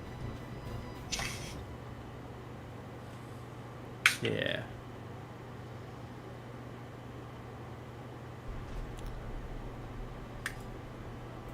So as Helena takes a moment mourning one of her comrades, Clifford Bolt has a possibly dead Lokag, a wounded dragon blood ooze, and an invisible master to deal with. What does Clifford do? So this is what I think I'm going to do. Dragging is half speed. I'd like to drag Lokag out of this room. 1, 2, 3. Okay. You get an attack of Can I opportunity do from that? the ooze. I'm willing to take that chance. Okay. It's just Ah, an attack, so a 7 is going to miss easily. Dodge it out. All right. And I will close the door. I don't think I have my bonus. Is that a bonus action to close, or that's just an object interaction? Yeah. Does Clifford still? I mean, does Lokag still seem to have the symptoms that you're describing, where he's like He's not breathing. Unable He's to not heal? moving. Yeah. All right. Well, he's there. The door is closed. Do I have an action, or was it an action to grab him? Yeah. Yeah, Or it's an action to grab him and drag him? haul him, yeah. Yeah, yeah. So I close the door. I can't lock it, but I guess so. That's it. That's what he does. He gets on the ground. He says, "Come on, Lokag's not moving." And I'll just kind of passive perception, try to get just a sense of, Lokag, and shake him a little bit. Yeah.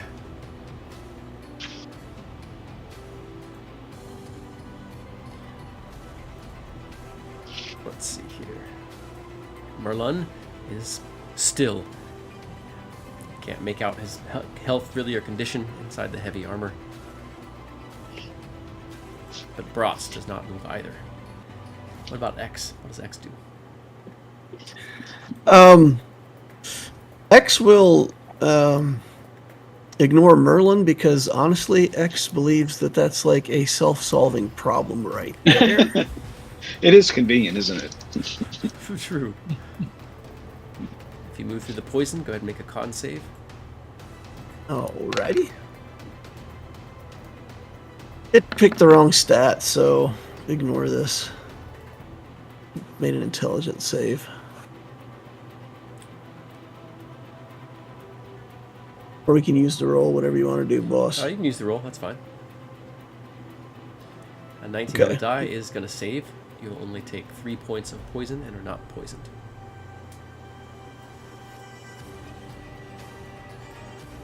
Okay. So that's my bonus action dash and my movement. And I will... let's see.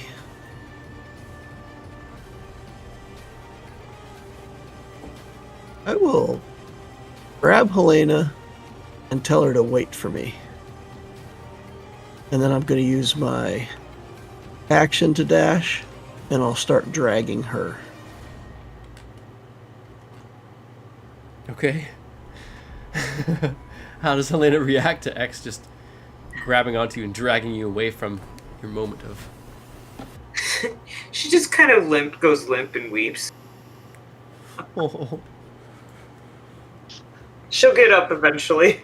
It might be 15 feet or so before... So X is dragging a crying pile of Helena. We're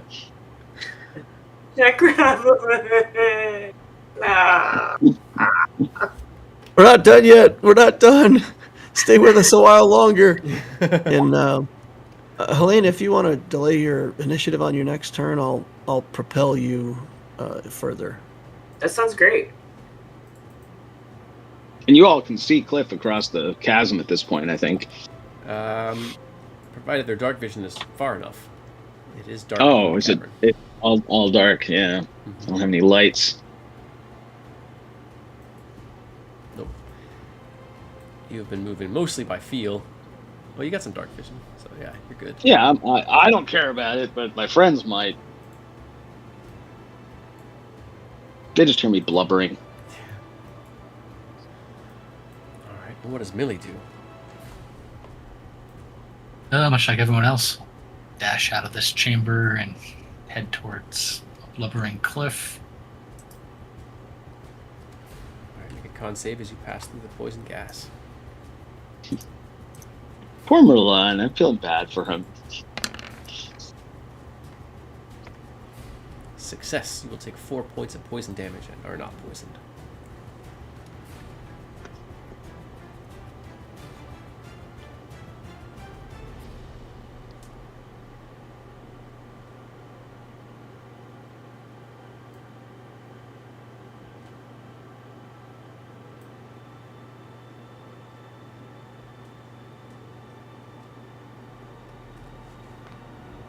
Right?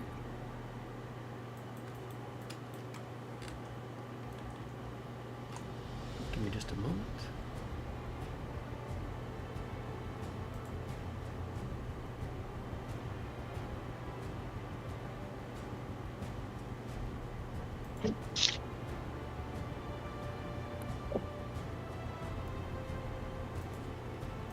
Can oozes open doors? That is the question I'm thinking to myself. Well, they can squeeze through cracks, keyholes, and things like that.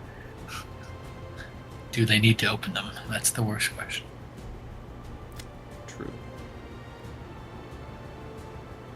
I love that, like kind of like in the old B movies, you know, with the blob, they're seeping through the doorway.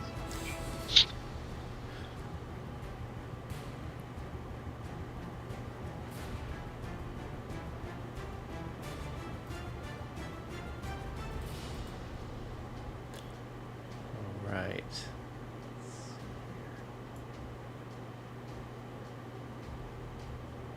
Checking one more thing.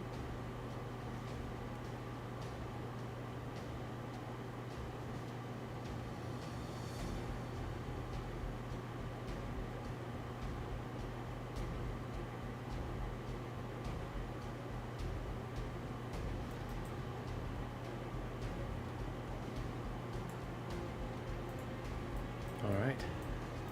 Next in the order is Landon. Did you want to delay your initiative down to below X's? Yeah.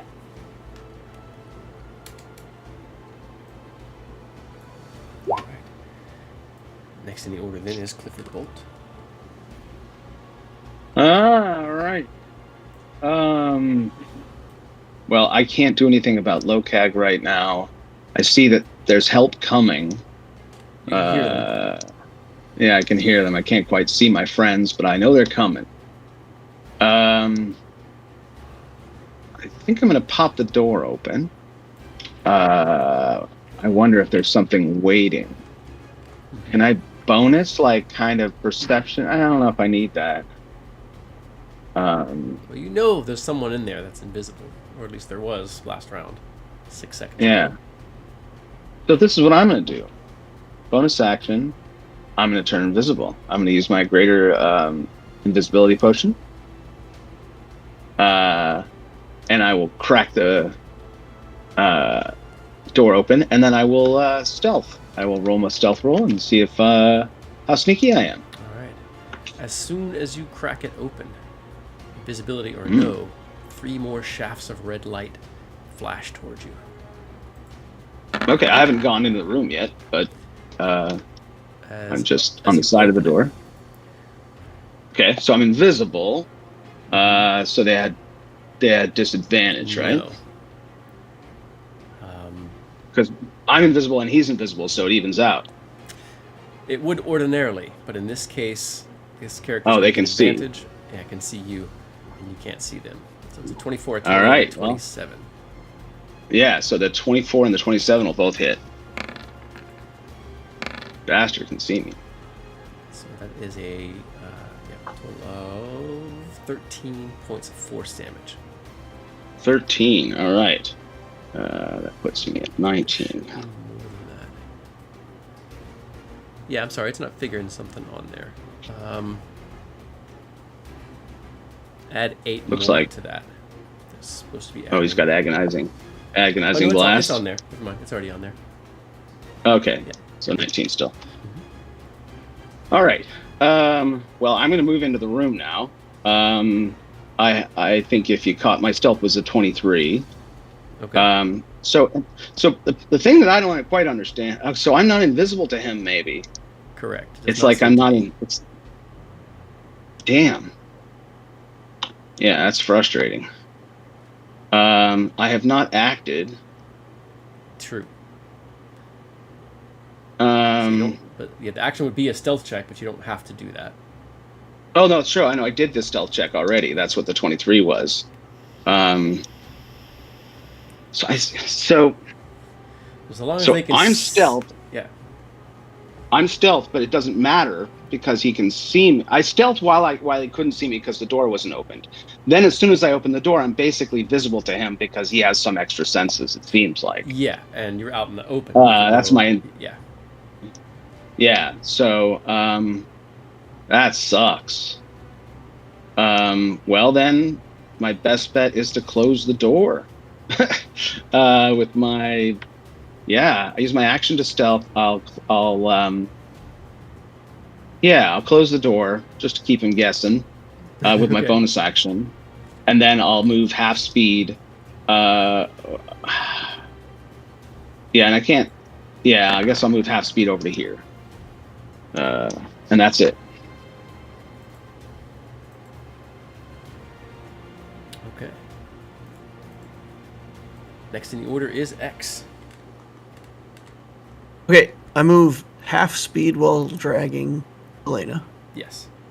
So with action, bonus action dash, and yeah. So movement, action dash, bonus action dash, and I'll bring Helena to the end of the bridge, and that's it. Okay. This on the right layer.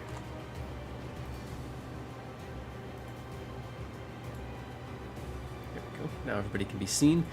And next in the order is Helena. Okay, so going to continue to take my charge and dash. I guess I don't know if I'll need to dash. Maybe, probably. 15. So that would be 30.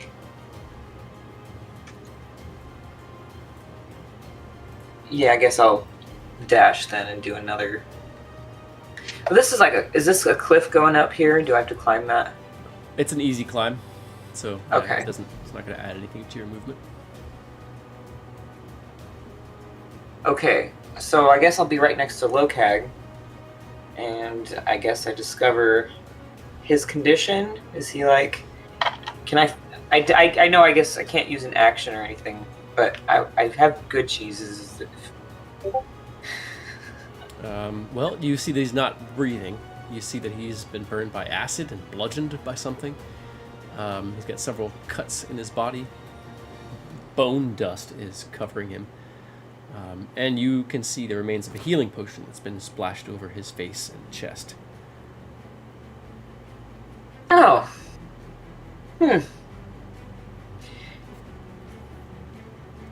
Helena's not drawing any conclusions just yet, and there's no more actions I can perform, right? You action dash. Yeah. Yeah. Get a bonus, but yeah. I can't feed a good cheese with that, can I? Yes, you can. Okay. Well, she does see what she sees, but she's gonna try that. Cheese, as good as they are, does not revive Lokag. Helena's clenching a fist and she starts trembling. She's not happy about this. But we're gonna move on from Helena right now.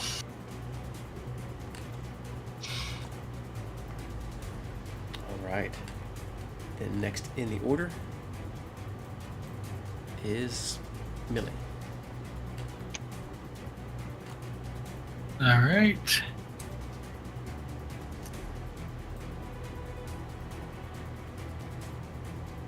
Well, Millie's gonna continue forward, not having any further information on what's happening in that direction.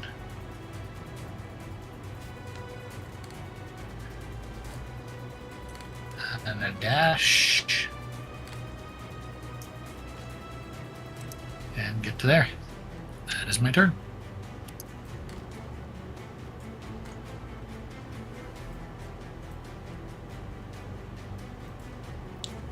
Next in the order is Clifford. Your friends are beginning to arrive, getting closer.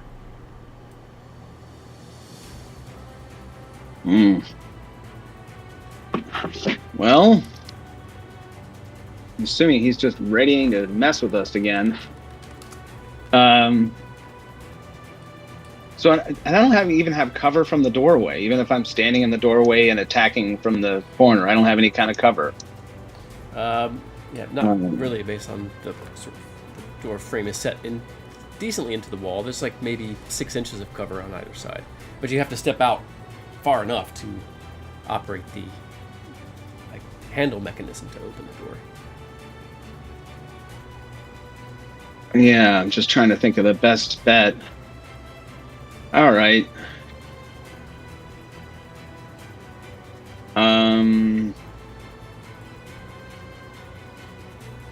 This is hard. If I can throw the door open and not go in, right? Although then next thing we know, she's gonna get hurt. Don't like this. Yeah, just the act of opening Really the door don't. is likely putting you in is putting you in harm's way. Yeah. In this case, yeah. Yeah, exactly. It's better to just wait him out. It feels like I should wait him out, which is what I think I'm gonna do. I'm just wondering if I can take my last potion. I'm pretty messed up. You definitely can if you choose to, for sure. I'm gonna lock the door. I'm gonna use my action to lock the door.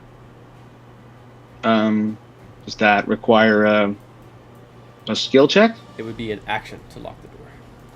Yeah, I have an action. Yeah. You can definitely use an action and use your thieves' tools and All right. relock the door. All right. 24. 24 is a success. All right. Cliff's gonna let everyone know. He's gonna say, "Look, there's some invisible bastard inside there, and I'm invisible, and he can still see me. I don't know what the hell to do, so I think we wait this out. Someone see if they can figure out what the hell to do to save Lokag. I think he's dead." And then, he locked the door, and then he'll kind of, step back a bit, and that's it. All right. Next in the order is X. I see another person that needs to be taxied.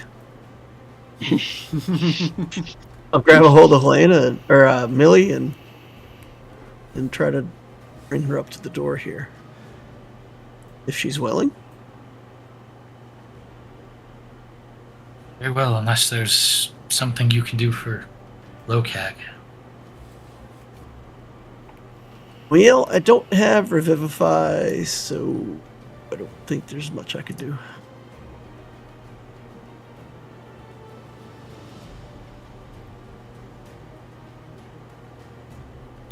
All right.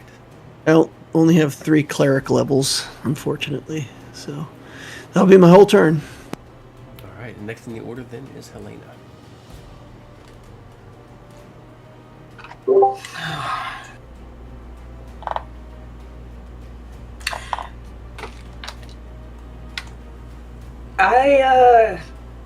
I don't know what Helena would do in this situation.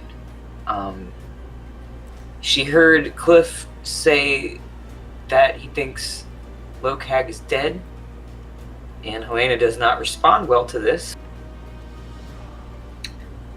I think, looking up at the rest of her party that's still present, she just sort of looks to them like, what do I have to do? I'll do it. Like all of the emotion and everything, just it's gone. She's just, we just have to do what we have to do. So like, but she's also doesn't know what she should do because she's devastated. So if anyone can point Helena in the right direction, she'll just do what you say.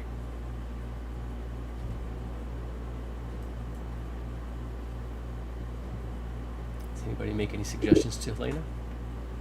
I think at some point we're just all going to have to ready actions.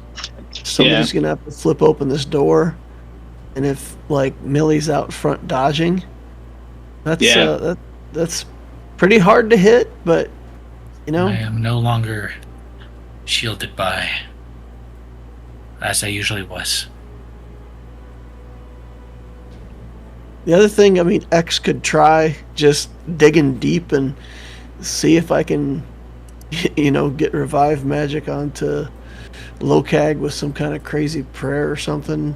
You know, moment of desperation. We could try that as a group and see if we could summon his spirit back. If we can do that, great. I'm fine with charging the door too. We know if this person... They can see me. He's still invisible, so it's like I only got a minute here. So I assume we're going round by round here. But he can see invisible. He can see us even when we're hiding, and he's hidden, and I can't see him. Now I could run in there and maybe I'll get a feel for him, but I'm hurting pretty bad. Helena's nostrils flare. So is this door something I can open on my own? Yeah. Lock it. Oh, yeah. It's locked. It's locked already. It is locked. I locked it. If people want to ready, then we can ready, and I can unlock it, or you can unlock it. Well, she's definitely gonna ready her bow, and I mean, you know, shoot whatever she can. I think as soon as she knows that she can. I don't know if it's worth me calling my rats here, but I'll slowly work on them.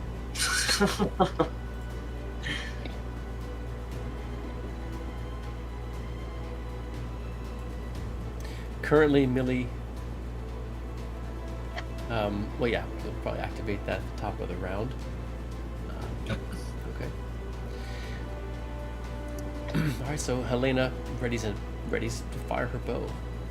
Readying your action, you'll just get one shot as opposed to the normal 3.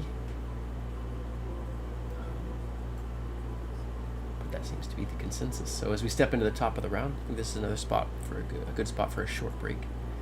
And if you all want to hang tight and discuss tactics or what you're going to do, I'm going to step away for just a moment, but I'll be right back. I'll be right back.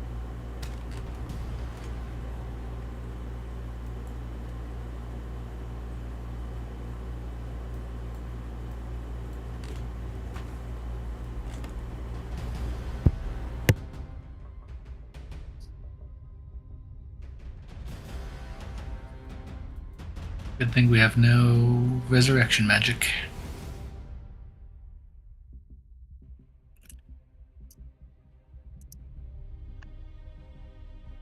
I don't know about you there, Darth, but I have pretty much no healing magic either. I have one more charge on the rod, and I've got a first level spell. That's it. Yeah. I'm running pretty low on everything. I have a second level spell slot left. That's it as well. Yeah. So I mean I can't cast Revivify, but you know, if nothing happens by my next turn, I'll spend my next turn seeing if the DM will be nice. You know, maybe we can zombify Locag or bring him back for at least a little while, or you know, maybe Merlin. I mean, if he's dead for now and he's dead in 10 minutes, I don't think it matters as much. It'd be nice if he was up right away, but it feels like saving him is something that could wait until we take this guy out, and then we'll have more time. There's also the option that maybe Merlin survived. Maybe he knows how to resurrect. Seems like he's got some cleric vibes. I don't know. No, he's Well, more artificer. getting Lokag up means another body for the fight. You know, another action, another bunch of damage per turn potentially. Of Oh, course. sure. We can. If it's a ritual, then in theory that would just take a little longer. But Merlin might have been able to see yeah, he might have been able invisible to see invisible. targets. Nobody has that spell. Wish. Level 3, I think. There's I know you have the invisibility pot running, but there's not a lot of effects that are on us right now that are going to wear off. Whereas, I'm fine with losing it if we have to. We can wait him out, and then this guy, in theory, his invisibility wear out too. exactly. In theory.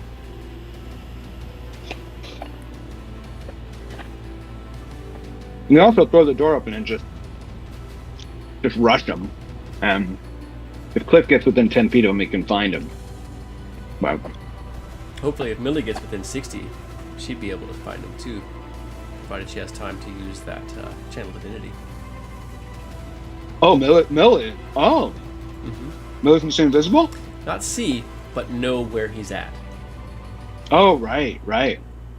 And I would have gotten a glimpse when he He's- shot at me. When he shot at Cliff, he would have gotten a glimpse You know, of where he somewhere in was the at the hallway, time. but he was also Yeah. moving as he was attacking you. Right. So he could have moved back. Yeah. And you're not sure I what mean, the I'm range fine of that with- ability was. I'm fine with throwing the door open if Millie, if you want to run in there, take And a it spot. But In theory, I can sense them through the door.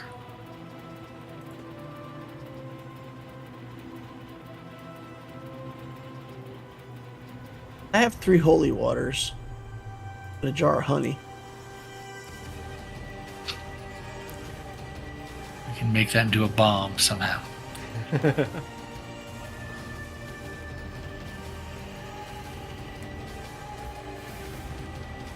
Merlin probably could.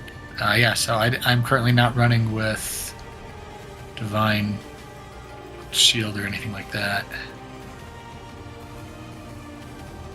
Because I have pretty much no spell slots left.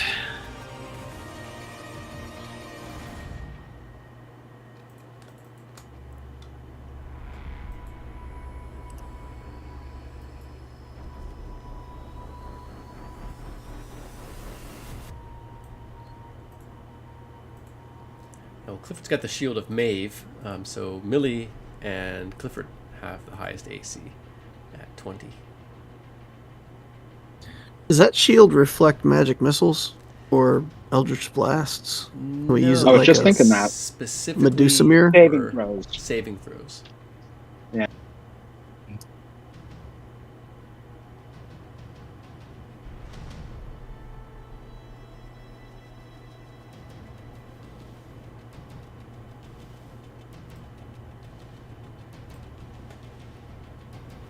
We threw the jar of honey out of him and then drew through the sack of flour that we all carry. He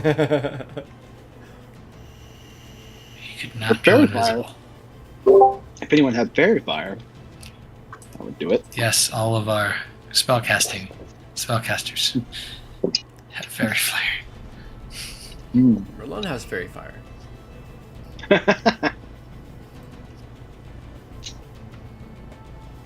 Welcome back, Pompon.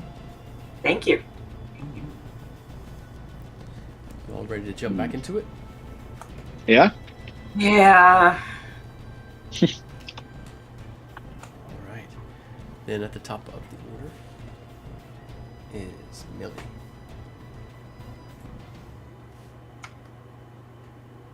Right. Millie will, for the first time ever,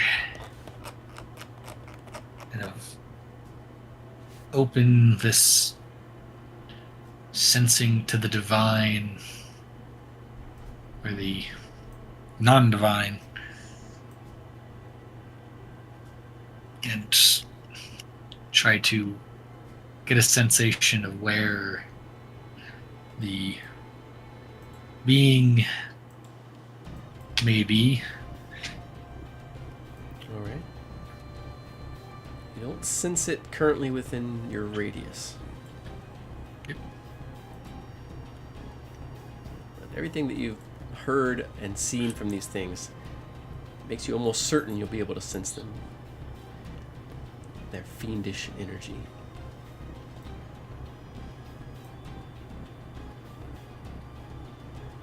Something that doesn't quite belong in this world.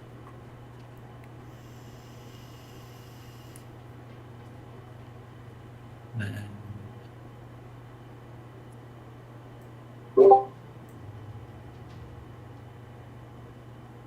So that's just your bonus action. What else would Millie do? Yep.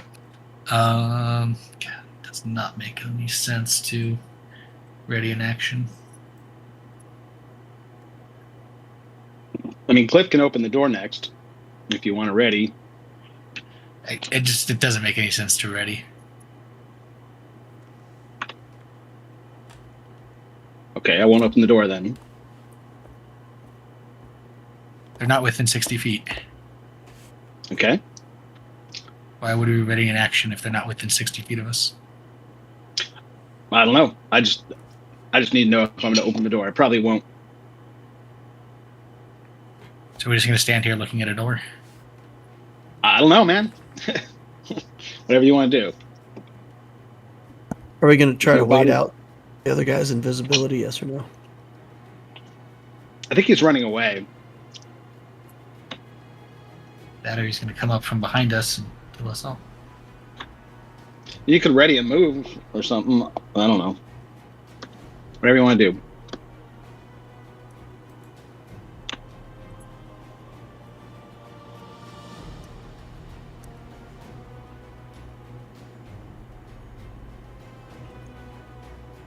Yeah, that is one option, to ready a move. Perhaps get further in and see if you can sense this thing. Yeah, I guess when the door opens, I'll ready to move in. Okay. All right. The other side of the door is silent. All right. I have to unlock it, and that's an action again. Mhm. Do I have an advantage since I'm the one who locked it? Yeah, sure. You've worked it a couple of times. Kind of now. makes sense. Yeah. And I know, all of I'm these like, large doors yeah. seem to be roughly the same, very similar mechanisms. Same format. Yeah. 21. I imagine Success. that works. You have unlocked the door. All right. Should I unlock it, y'all? Should I open the door and let him run in? Is everyone else ready? As ready as he can be.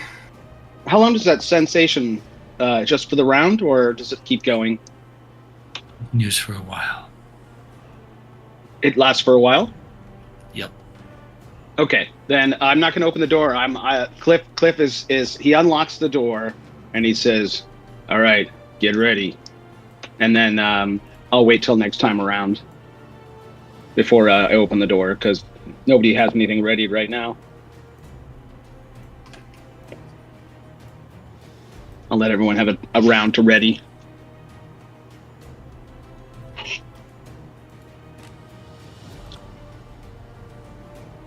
Someone else can open the door too. It's unlocked. Next in the order is X. Okay. X is going to... I'm going to beseech Matcha. Now, in the past, she told me never to kneel. So I'm not going to kneel.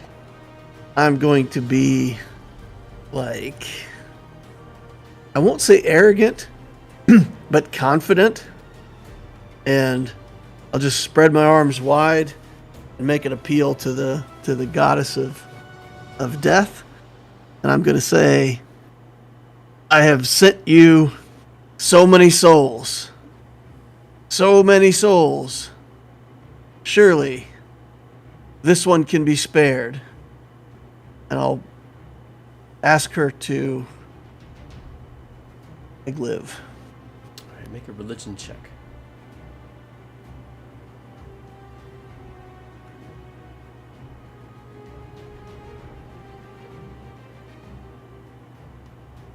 Oh, come on. I need this. I've had such low rolls tonight. Come on. Nat 20. 23. Everything fades and goes black. There's a sense of weightlessness and timelessness. You find yourself almost physically in that massive cavern of shadows. A suggestion of a massive shape standing sort of high above.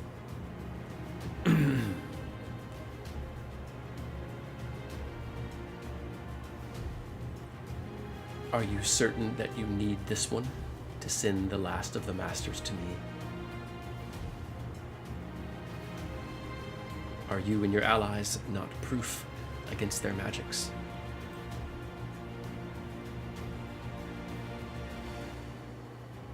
He has been instrumental.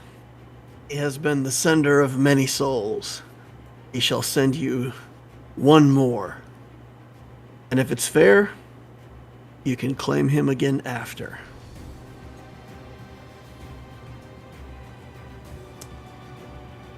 The scales cannot be unbalanced. He is coming. Who will come in his stead? You or one of your allies?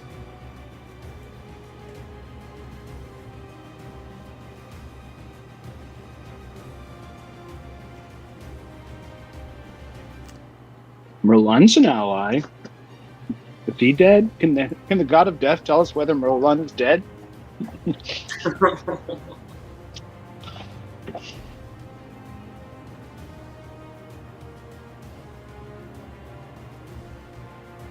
I mean, I don't know that a one hit point Lokag is the answer to this, though, either. So, if we sacrifice one of ourselves, it's still 4 people, and we're no better off than we were before. So there's no option for him to... What do you say? Do you say anything in response to her offering this trade? You can't hear or see your other allies at this moment.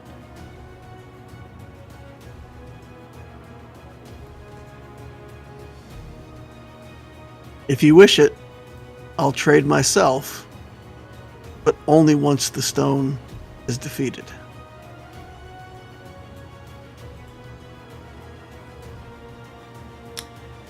Roll percentile dice.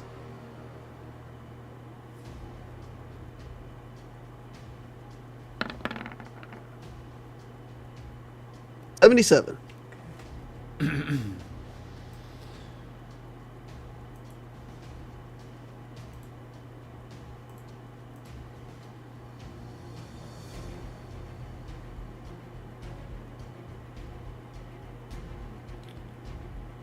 What she says is,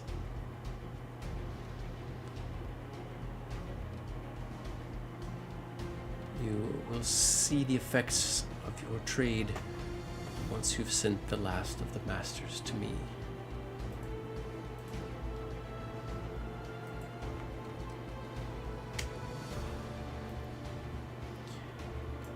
Back with Millie, Cliff, and Helena, Lokag coughs and stirs, sucking in a wind of breath as he groans and sits up. Did we win? Ah! Lokag! Helena grabs on and Next, you can hear this. You hear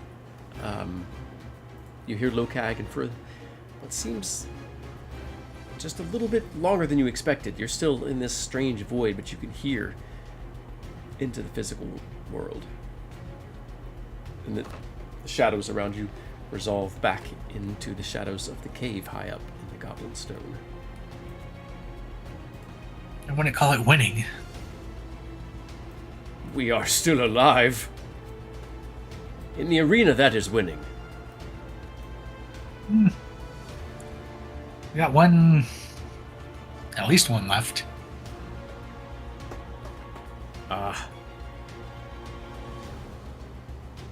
Easy then, says Lokak as he hugs Helena, pats her on the back, stands up.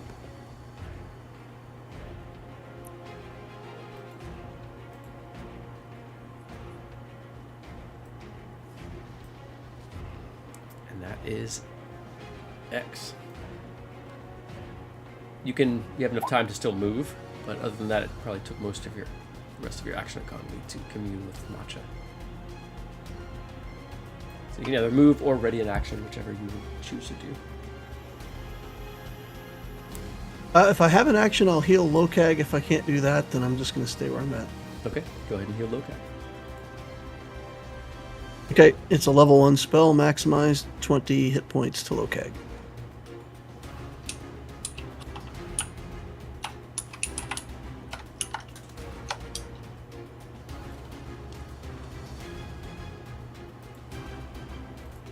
Alright. Ah, much better. Alright, how about Helena? What else does Helena do? Still readying her actions? Other than hugging Bag, Right. incredibly relieved. Yeah, I suppose so. Just kind of like ready for this thing, and we don't know what happened with X in that moment. I assume. Correct. Okay. I'm also been slowly every turn. Oh, bringing the rats. Mm-hmm. I have forgotten for them. They will need to make a con save versus poison as they come through the poison gas. Okay. Well, Bubby didn't go through the gas. Right, okay, but if the ratlings move, then they'll have to. Okay. Yeah, that's right. They were in there, weren't they? Yeah, They were I in the didn't. chamber, Yeah, I just had them pass through, so that'll be the last turn. Alright, so we're going to roll a con save for them. They did better than I did. Nice.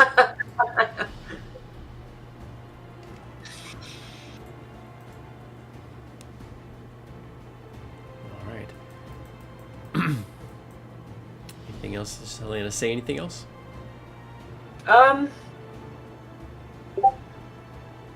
Other than just being like, let's get this over with.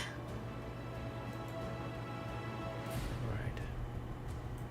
Next in the order is Millie. Any changes? Are you ready in action again to charge forward? Feel free to just charge on in too. I mean, I'm right after you.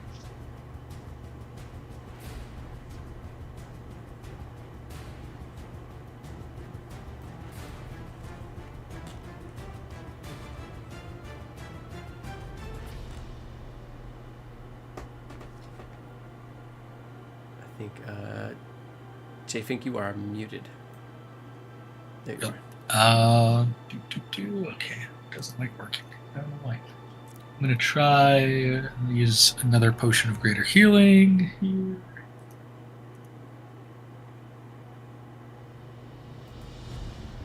Nice roll. Nice. 18 hit points. Just needed that. Then I will begin moving in, I suppose. All right. Give me just a moment.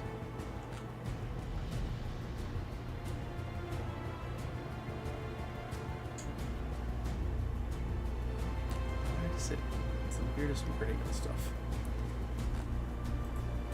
The new sheets continue to confuse me. It's hard to find some of the spell information. Yep. Just another few seconds. We'll pull this up. Okay. As the door opens, everyone just outside the door is plunged into darkness.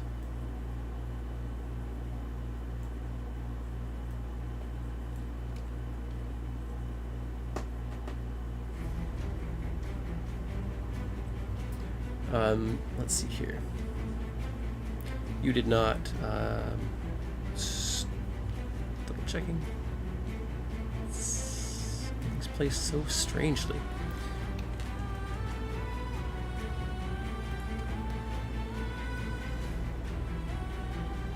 I remember correctly, nothing actually happens on this spell. Unless you end start your or turn end in your it. turn in it, yeah. Okay. So yeah, it is difficult terrain, I think. Yep. Yeah, difficult terrain. And so you're blinded and it's difficult terrain. But other than that, yeah. Dash ahead. You can feel the creature.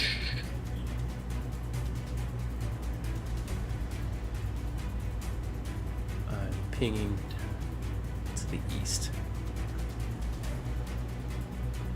Sorry, just trying to make sure I. Okay, so that gets me to my 35.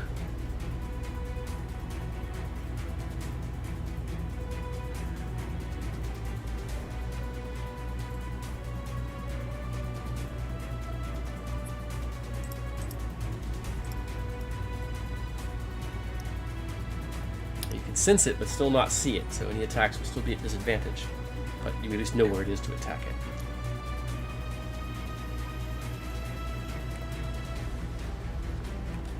I'll just shout, "It's this way," and that's it. Action, bonus action. And what was your action again? Dashing. Oh, dashing. Okay. Right.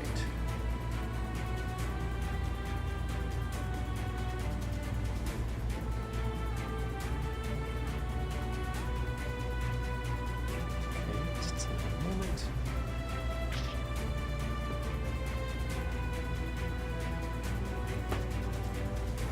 Three shafts of red light flare toward Millie. With advantage, They 23, They all 24, hit. 21.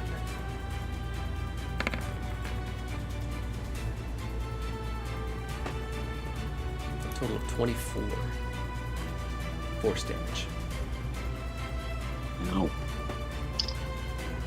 You hear footsteps retreat further into the chamber. But you can feel exactly He could where ready. it's He ready to attack and movement. at. It goes next on the initiative. Ah. Yeah. Millie, you can still Sneaky tell where bastard. it is, but now it's further toward a bed. Rumpled sheets covered in lengths of bone and small skulls. What does Clifford do? He's Bastard. starting out. You will take a bit of damage. Why is this written like this?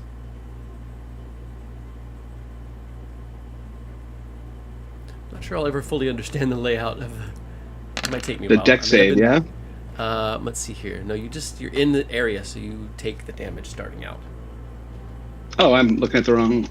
I was looking at the compendium. It doesn't. Is this ever black tentacles? No, Oh, sorry. it's okay. Something else. But you will take 6 points of. Why does it say that? Hold on just a minute. That's supposed to be cold. 6 points of cold damage. 6 points of cold. All right. I'll take it. Then this is what I'm gonna do. Cliff's got. He's gonna move half speed, so that's 20. 25. So he has he's not hiding, so I know where he is, but I still have disadvantage. I'm gonna send some meteors his way. Well, you don't I think know that's where the way he's to do it. at. Exactly. Millie, can you point? Millie, where is he? Millie, where is he? Point. Can Millie point where he is? Yeah, but it's not the same as you knowing its location. All right, if I can get within. Yeah, really point towards the bed, but All right, I'm gonna blow up the bed. I'll blow up the bed here, here, and here. I'm gonna hit it 3 times with that the line? Okay. just 3 different explosions. So they're each. I have to look up Melf Minute. You can send 2, not 3. And they do 2d6 with everything within 5 feet of those points. So 2 would hit here and I'll say here. Okay, that's a dexterity saving throw, right? Double checking. I believe that is It impacts creature. Yeah, dex save. Okay. Or 2d6 fire damage. And it's 2 saves. Mm-hmm.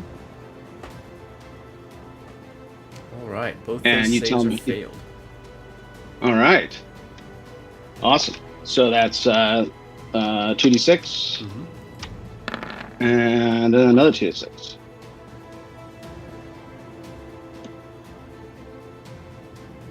I don't know if he needs any concentration saves, but He does. we're just gonna move to there.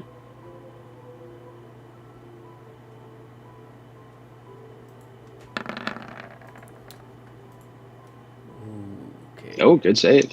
Yeah, I used my last player inspiration to re-roll that save, but it has to make another save. Oh, right. Mm. Oh, And Crabjack is revealed.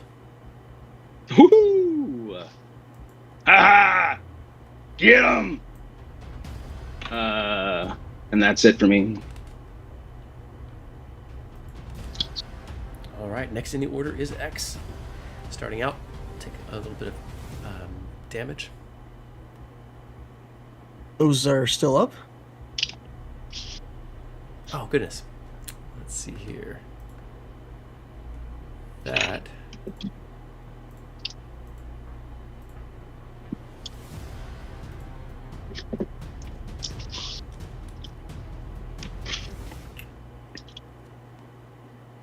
When's Locag on the initiative? Someone will have to roll for him to put him in initiative. He likely would I have can tried roll. to charge in. 11 plus whatever his bonus. Oh, X. I got an 11. I win. All right. The darkness vanishes as well. Nice. And that keeps Locag from dying.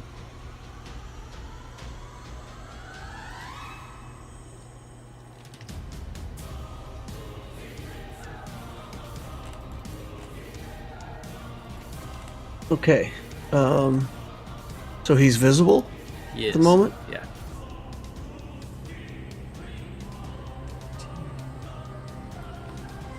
I'm not going to be able to do what I want to do this round, so here's what I'm going to do. Action. I'm going to use the staff on Locag, last charge, 8 more points on him. Okay. Movement. I'm going to move into the room. And then bonus action. I'm going to use Rogue Cunning action and hide.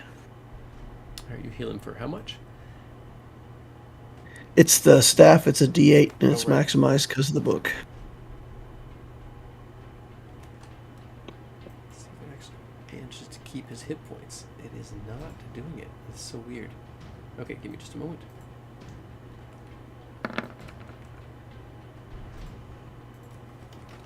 Okay. So his action is ready to sort of charge in toward Millie once you heal him. Okay, and then I stealth for 23 and I'm done. Nice. Next in the order is Helena. It is dark inside the chamber.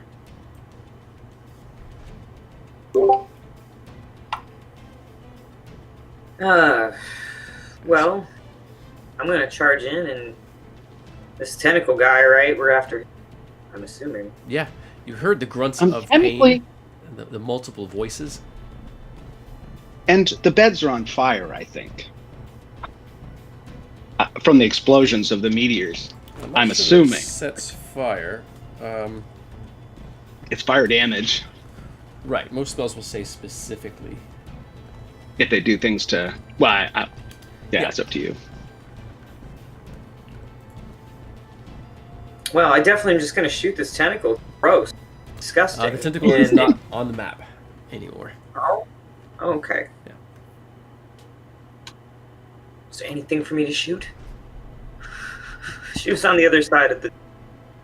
Is there still a It's Grabjack. ooze sneaking around here somewhere? I think there's still an ooze somewhere, right? There is. Yeah. There's Grabjack, you just have disadvantage, right? You can shoot them, but you can't. Yes. You can You know where hear they are, the but you can screeching still of the have creature. disadvantage. Yeah. You can hear the screeching of multiple voices as Grabjack groans in pain. And you can see for a brief moment as fiery orbs explode on the floor and bed, you see Grabjack for a brief moment. So you can target the square. It'll just be at disadvantage because he can see you and you can't see him. Okay. Yeah. I think right here feels right, angle-wise.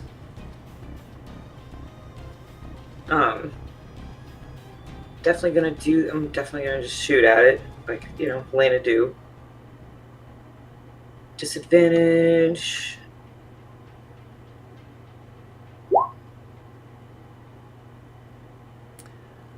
A 27 is a hit. 17, that's with septic strikes. Nice. Wow. She gonna do it again. That didn't work. Nat 1, do you have your inspiration or did you use it already? I used it. Okay. Unless anyone wants to give up theirs, go ahead and roll a d6 for the mishap table. I can give up. I haven't used mine this session. You can have it. Take mine again. Woo. Thank you. Nice. You're welcome. Cliff, you're always so inspiring. I think I did last time. I think I gave you one. 20. A 20 is a hit. Nice. Worth it. 13. All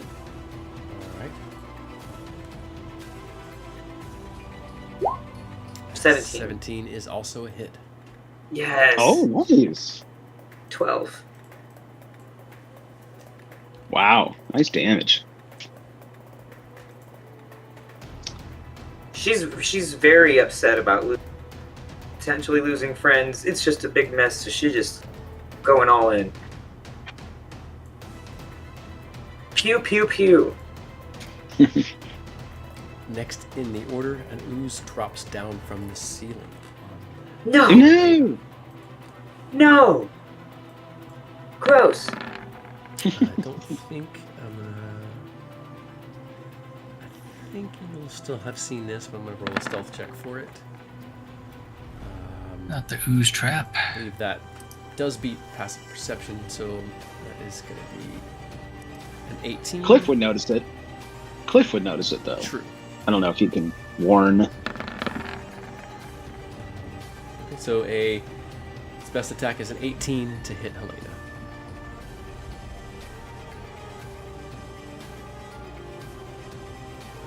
I believe that I hits. think that is going to be a hit, yeah. Yeah. Total of 20 damage. Oh. Acidic damage. Damn. Ouchie. Jeez. And back to the top of the order is Millie.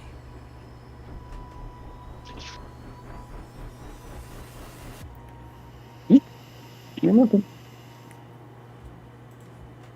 Can't reach. Grab Jack in one turn.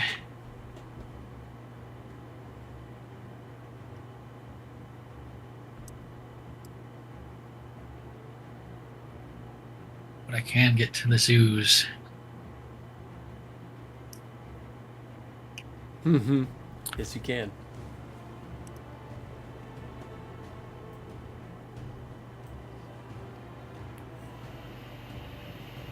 $22 to hit for 13. That is a hit. You can feel free to describe or pass as you finish the ooze off. Just looking for its most un-oozish portion. I slice into where it looks the weakest, sever its remaining dragon-blooded side. It collapses into a pool of quickly congealing blood.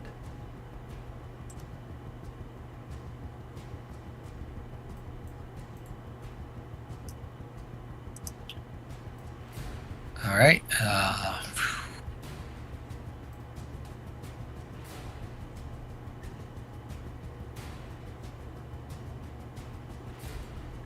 Lay on hands for 10 points on Helena. So we got 10 healing. Helena.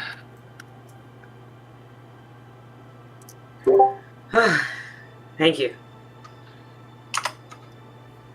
I know how much you do not like the oozes.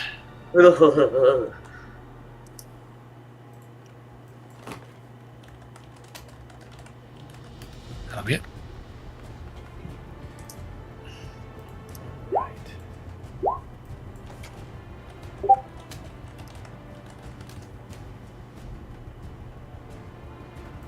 Just a moment.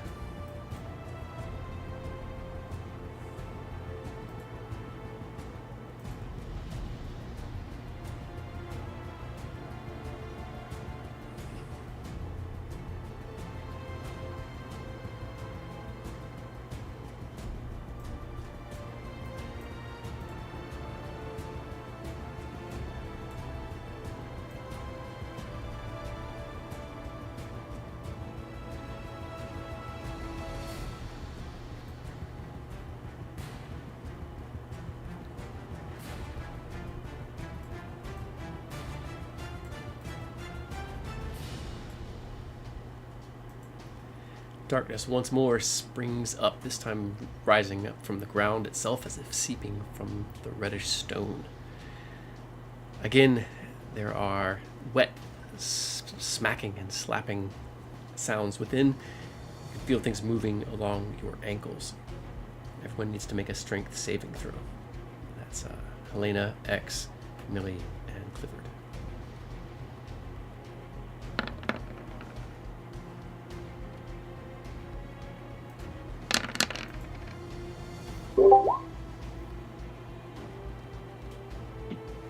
$19. Okay. Let's see here. Is it?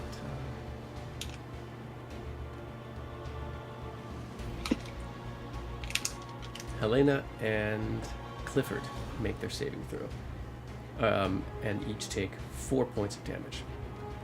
How much? 4. Okay. X and Millie will take 9 points of damage and are restrained.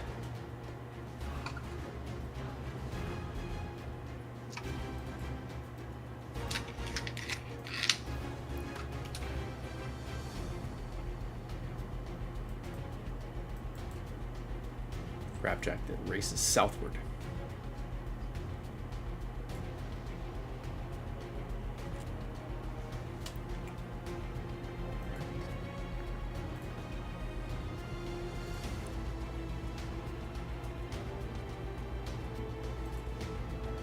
Roll 20's moving a little bit slow for me. But next in the order is Clifford. All right. Is it rough terrain here? You are restrained. No, I made my save, didn't Oh, I? you made your save, that's right. Let's see here. Yes, it is difficult terrain.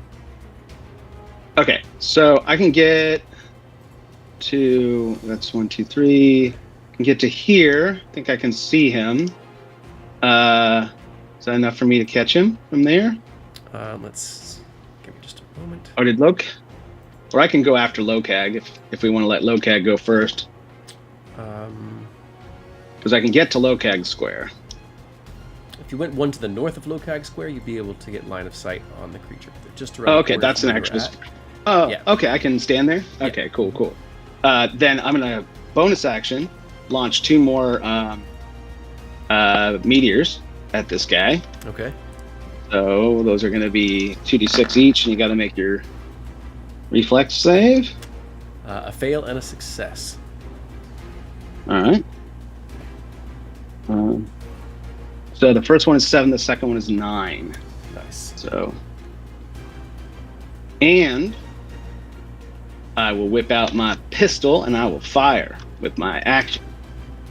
And I will use a silence bullet.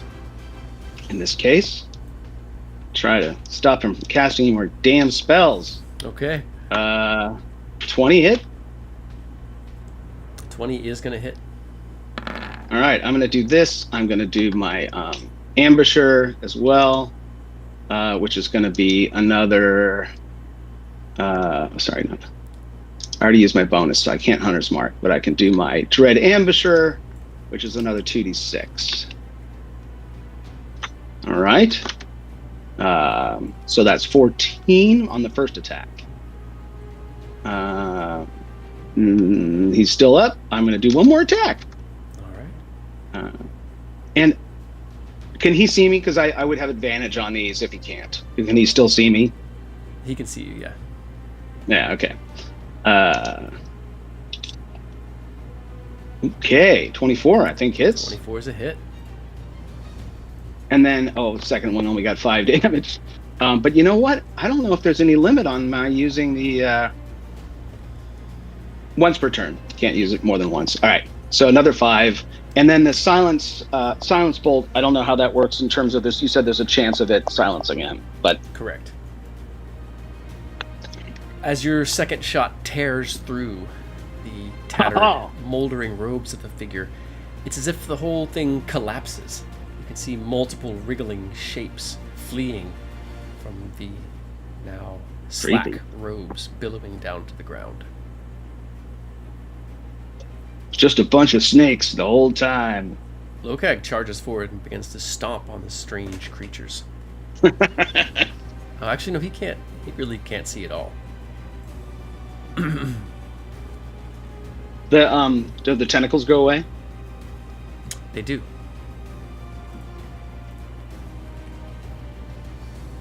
That's it from Cliff. I still hear something. Did we get him? Says Lokag.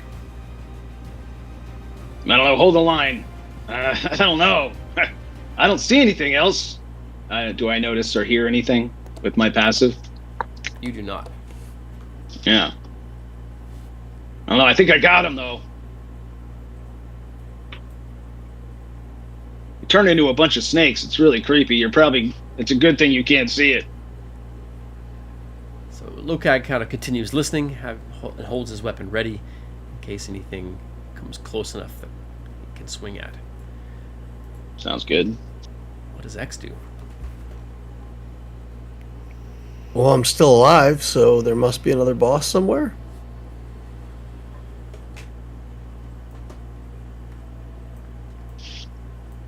Or Does X is have dark that vision? expired? What was that? All that Lokag? No, Locator? The deal with Matcha was that X is gone after the final boss is dead. So, am I still standing? For now, you are. She said something that wasn't, kind of vague. You'll see that the effects of your deal after you are successful. Okay, so, well, like I said, I'm still standing. I haven't felt any effects. So, does that mean there's more bosses? Oh boy. Oh dear. X will come around this corner, and I'll use the Druidcraft cantrip to put a campfire over here by a grabjack. Okay, nice.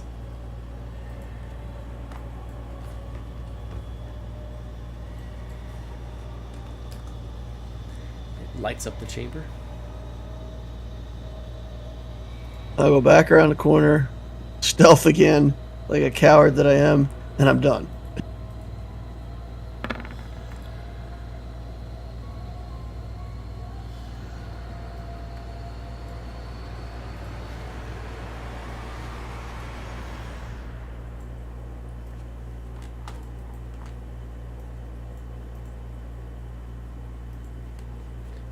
Alright, what does Helena do? How does she react?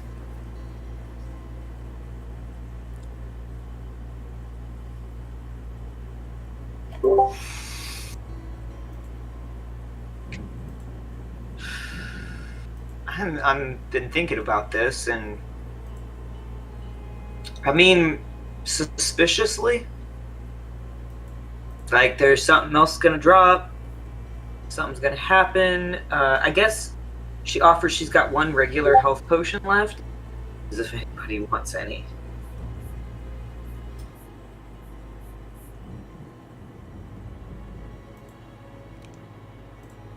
Do we have to go back and disrupt that circle still? Was it disrupted by the earthquake, or do we Yes. still have to go back It and was destroy definitely it? disrupted by the earthquake. Okay. Elena, I don't need one. I say you save it till I fall down and I'm about to die, you know? Yeah, that's valid. As long as I'm not dead. X and Millie both seem pretty hurt. They are. Well, here's what I have. She holds out I have 3 good cheeses and 1 regular potion. She's just offering to everyone to take it first. I have one more potion of greater healing. So I guess she'll X needs it. Probably. I think the standard order of business is what we said. Somebody goes down, we'll bring them back up. But Well, no, it's in my Yeah. pocket in case that person is me. Good to know. I still got one. But X will be wearing a little cheese necklace, so somebody can just put it in his mouth. Necklace. Nice. you can get it like in your teeth, in your tooth, like have a false cavity in your tooth, like they do with cyanide pills, but it's the other way around, where you bite it when you fall down and you come back up again. All good That sounds- cheeses. Yes. 2 ones you can reroll there. Oh. Millie, as you drink a potion, you sense something, that infernal presence is gone. But you sense a celestial presence. X. Now there's some dim light shining around from the bonfire below. You realize that you can just subtly see through X, as if he's not quite substantial.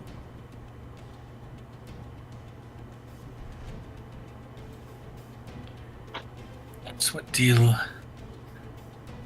you do to bring Lokak back?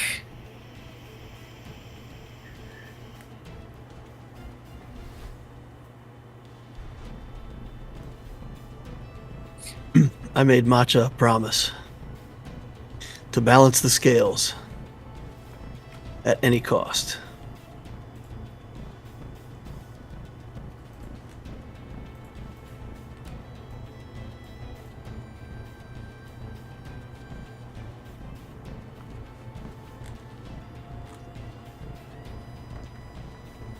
That sounds ominous, says Lokag.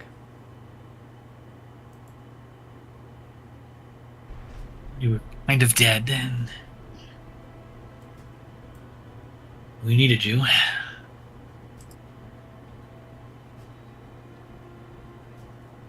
As you're On to X, and I'm gonna walk by and see what I see. stepping forward into the chamber, there is a large chest. It's open. It seems to have multiple teeth and strange tongue-like appendages drooping out. You've heard of mimics. It seems to be a dead one. There's a massive armoire, roughly built of some sort of stone and held together with bands of iron. A bed that looks like it's never been slept in. It's piled with bones, carefully arranged and laid out. I'm not sensing any fiendish or undead. No.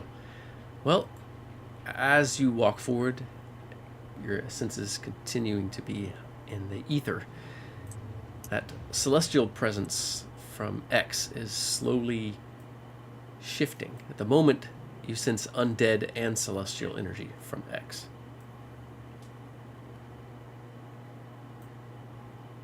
Makes sense for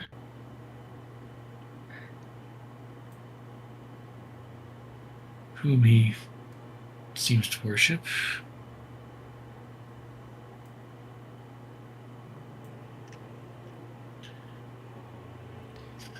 You feel like you can sense a celestial thread attached to him.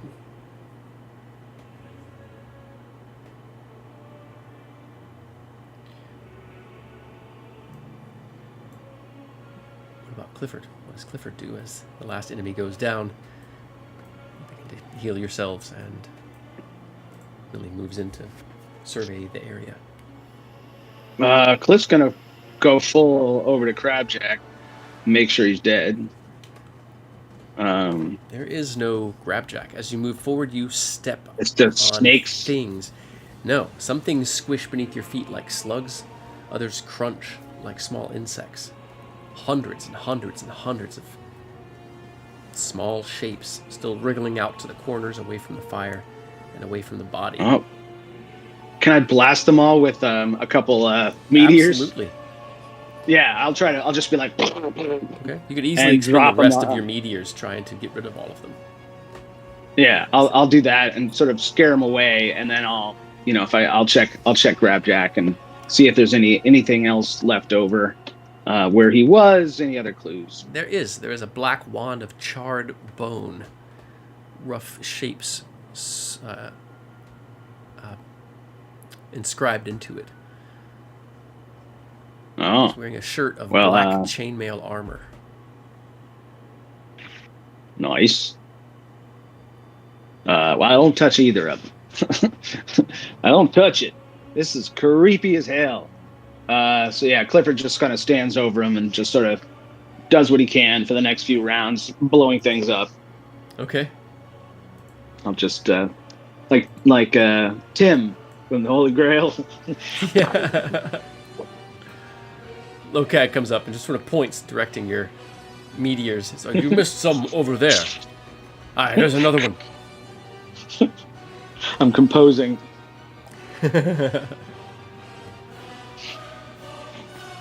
Lokak is like smashing single bugs with his hammer. Yeah. Don't worry, I got this one. Alright, what else for X? Yeah, X might want to check this stuff out. I found something.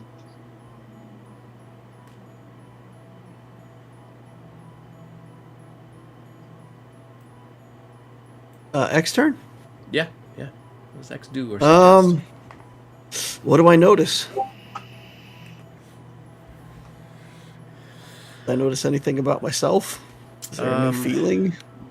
You can suddenly see as clearly as if it's daylight, at least within the realm of range of your dark vision. You also, there's a sort of doubling of vision as you're seeing into a place that is wind-swept. It's a large tunnel of stone, massive holes, like as if they've been eaten through. And beyond it, you can see undulating, almost like you're seeing through layers of something.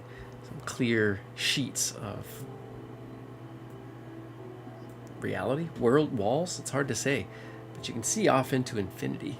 You see the impressions of other structures. You can make a religion check.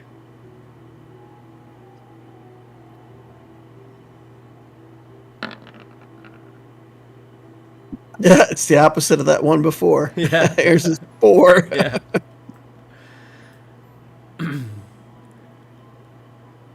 Yeah, you can only suspect that you are slowly, your soul is being transported or transposed to another realm or into another substance entirely. Whatever it is, it's not moving fast. But you get the feeling that you're on a clock. There's only so much time before your deal with the matcha is complete.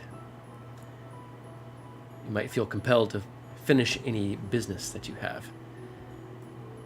And you think it's hours, not days, that you have.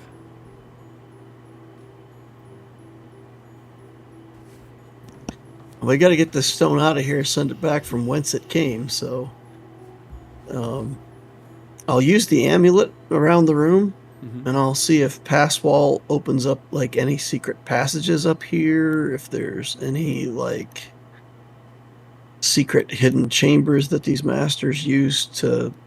Basically, I'm looking for the cockpit to fly this thing out of here. Yeah. You find nothing. And the only place of power you found is the massive ritual chamber.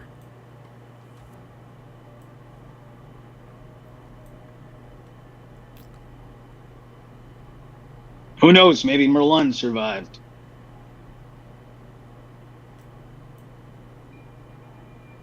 Let's go back and check.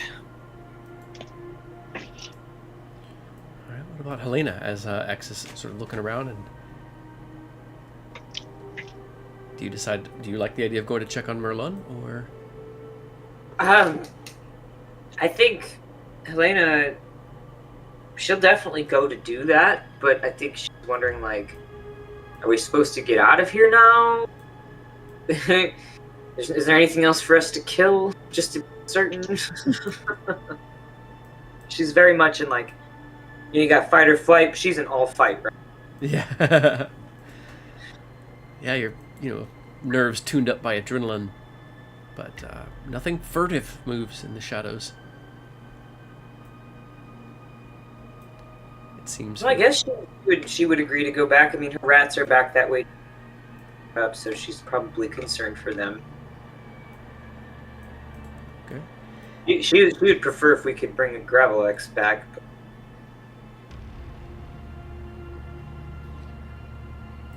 Well, if X and Helena are going to go south and check on Merlin, they'll have to pass back through the poison, and we'll need to make Constitution saving throws.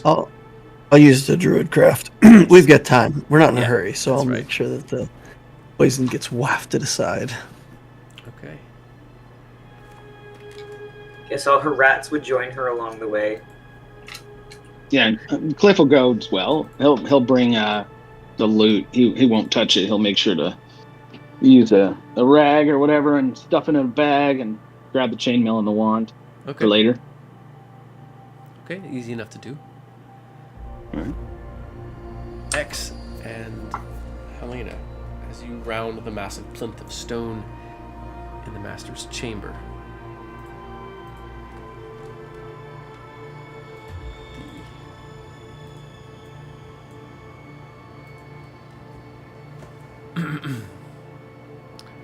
Merlin is still, not moving. No.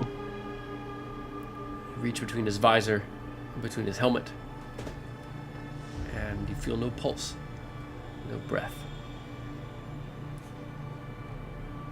I was suspicious. Now seeing him like this, I just know he was sort of okay.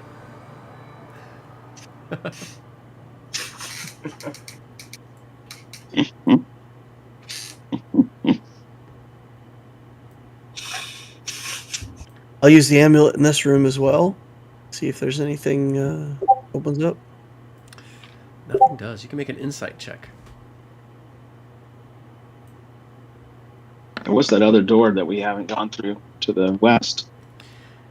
You're starting to suspect, since you got this from one of the lower ranking goblin magic users, that it may not really perform much function up in the heights of the stone.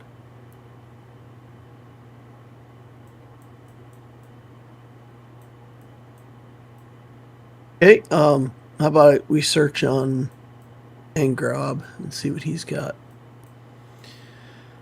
Yeah. Heavy plate armor.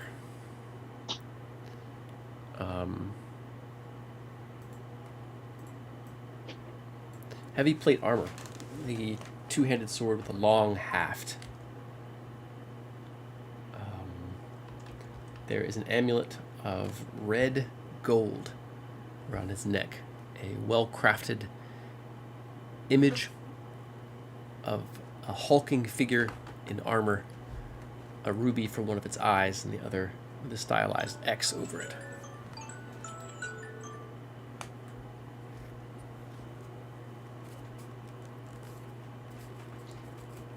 X will take absolutely no precautions. I'm just going to rip that amulet off of him.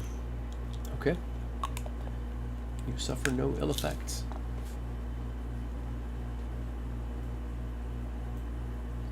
How do I fly this stone? You don't see any obvious way. So as X looks about the chamber, as Helena checks on Fallen Merlun, and Millie and Lokag scour Grabjack's chambers. I think this is a good spot to pause for the session. Check All in a right. little bit.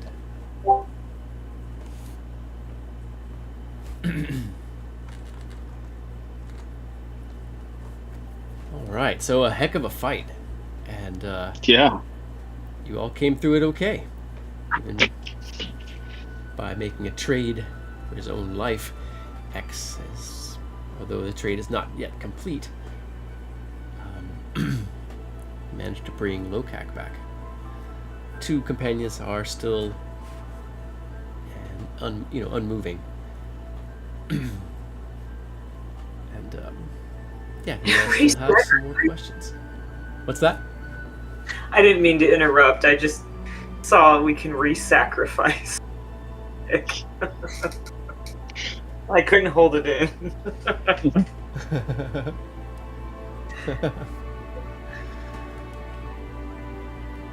See, if we had just kept Merlin alive, we could have sacrificed him. Oh well. That would have been an interesting story point. What did you all think of the scenario, the encounter so far? Pon Pon? Crazy. Yeah? Wow.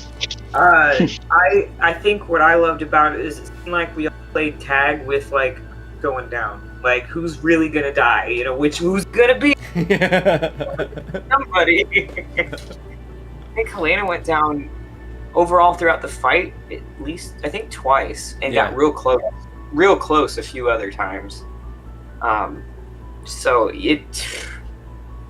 this was just felt like a big, not like a crapshoot. Like I felt like we were doing what we could, and it wasn't like we were disorganized or anything. Just like Russian roulette in the sense that high stakes, you know. Yeah. Heck yeah. Well, Clifford, how about you? Any thoughts on the session? Yeah, it was. It was just crazy. A lot of action. It was a lot of fun playing.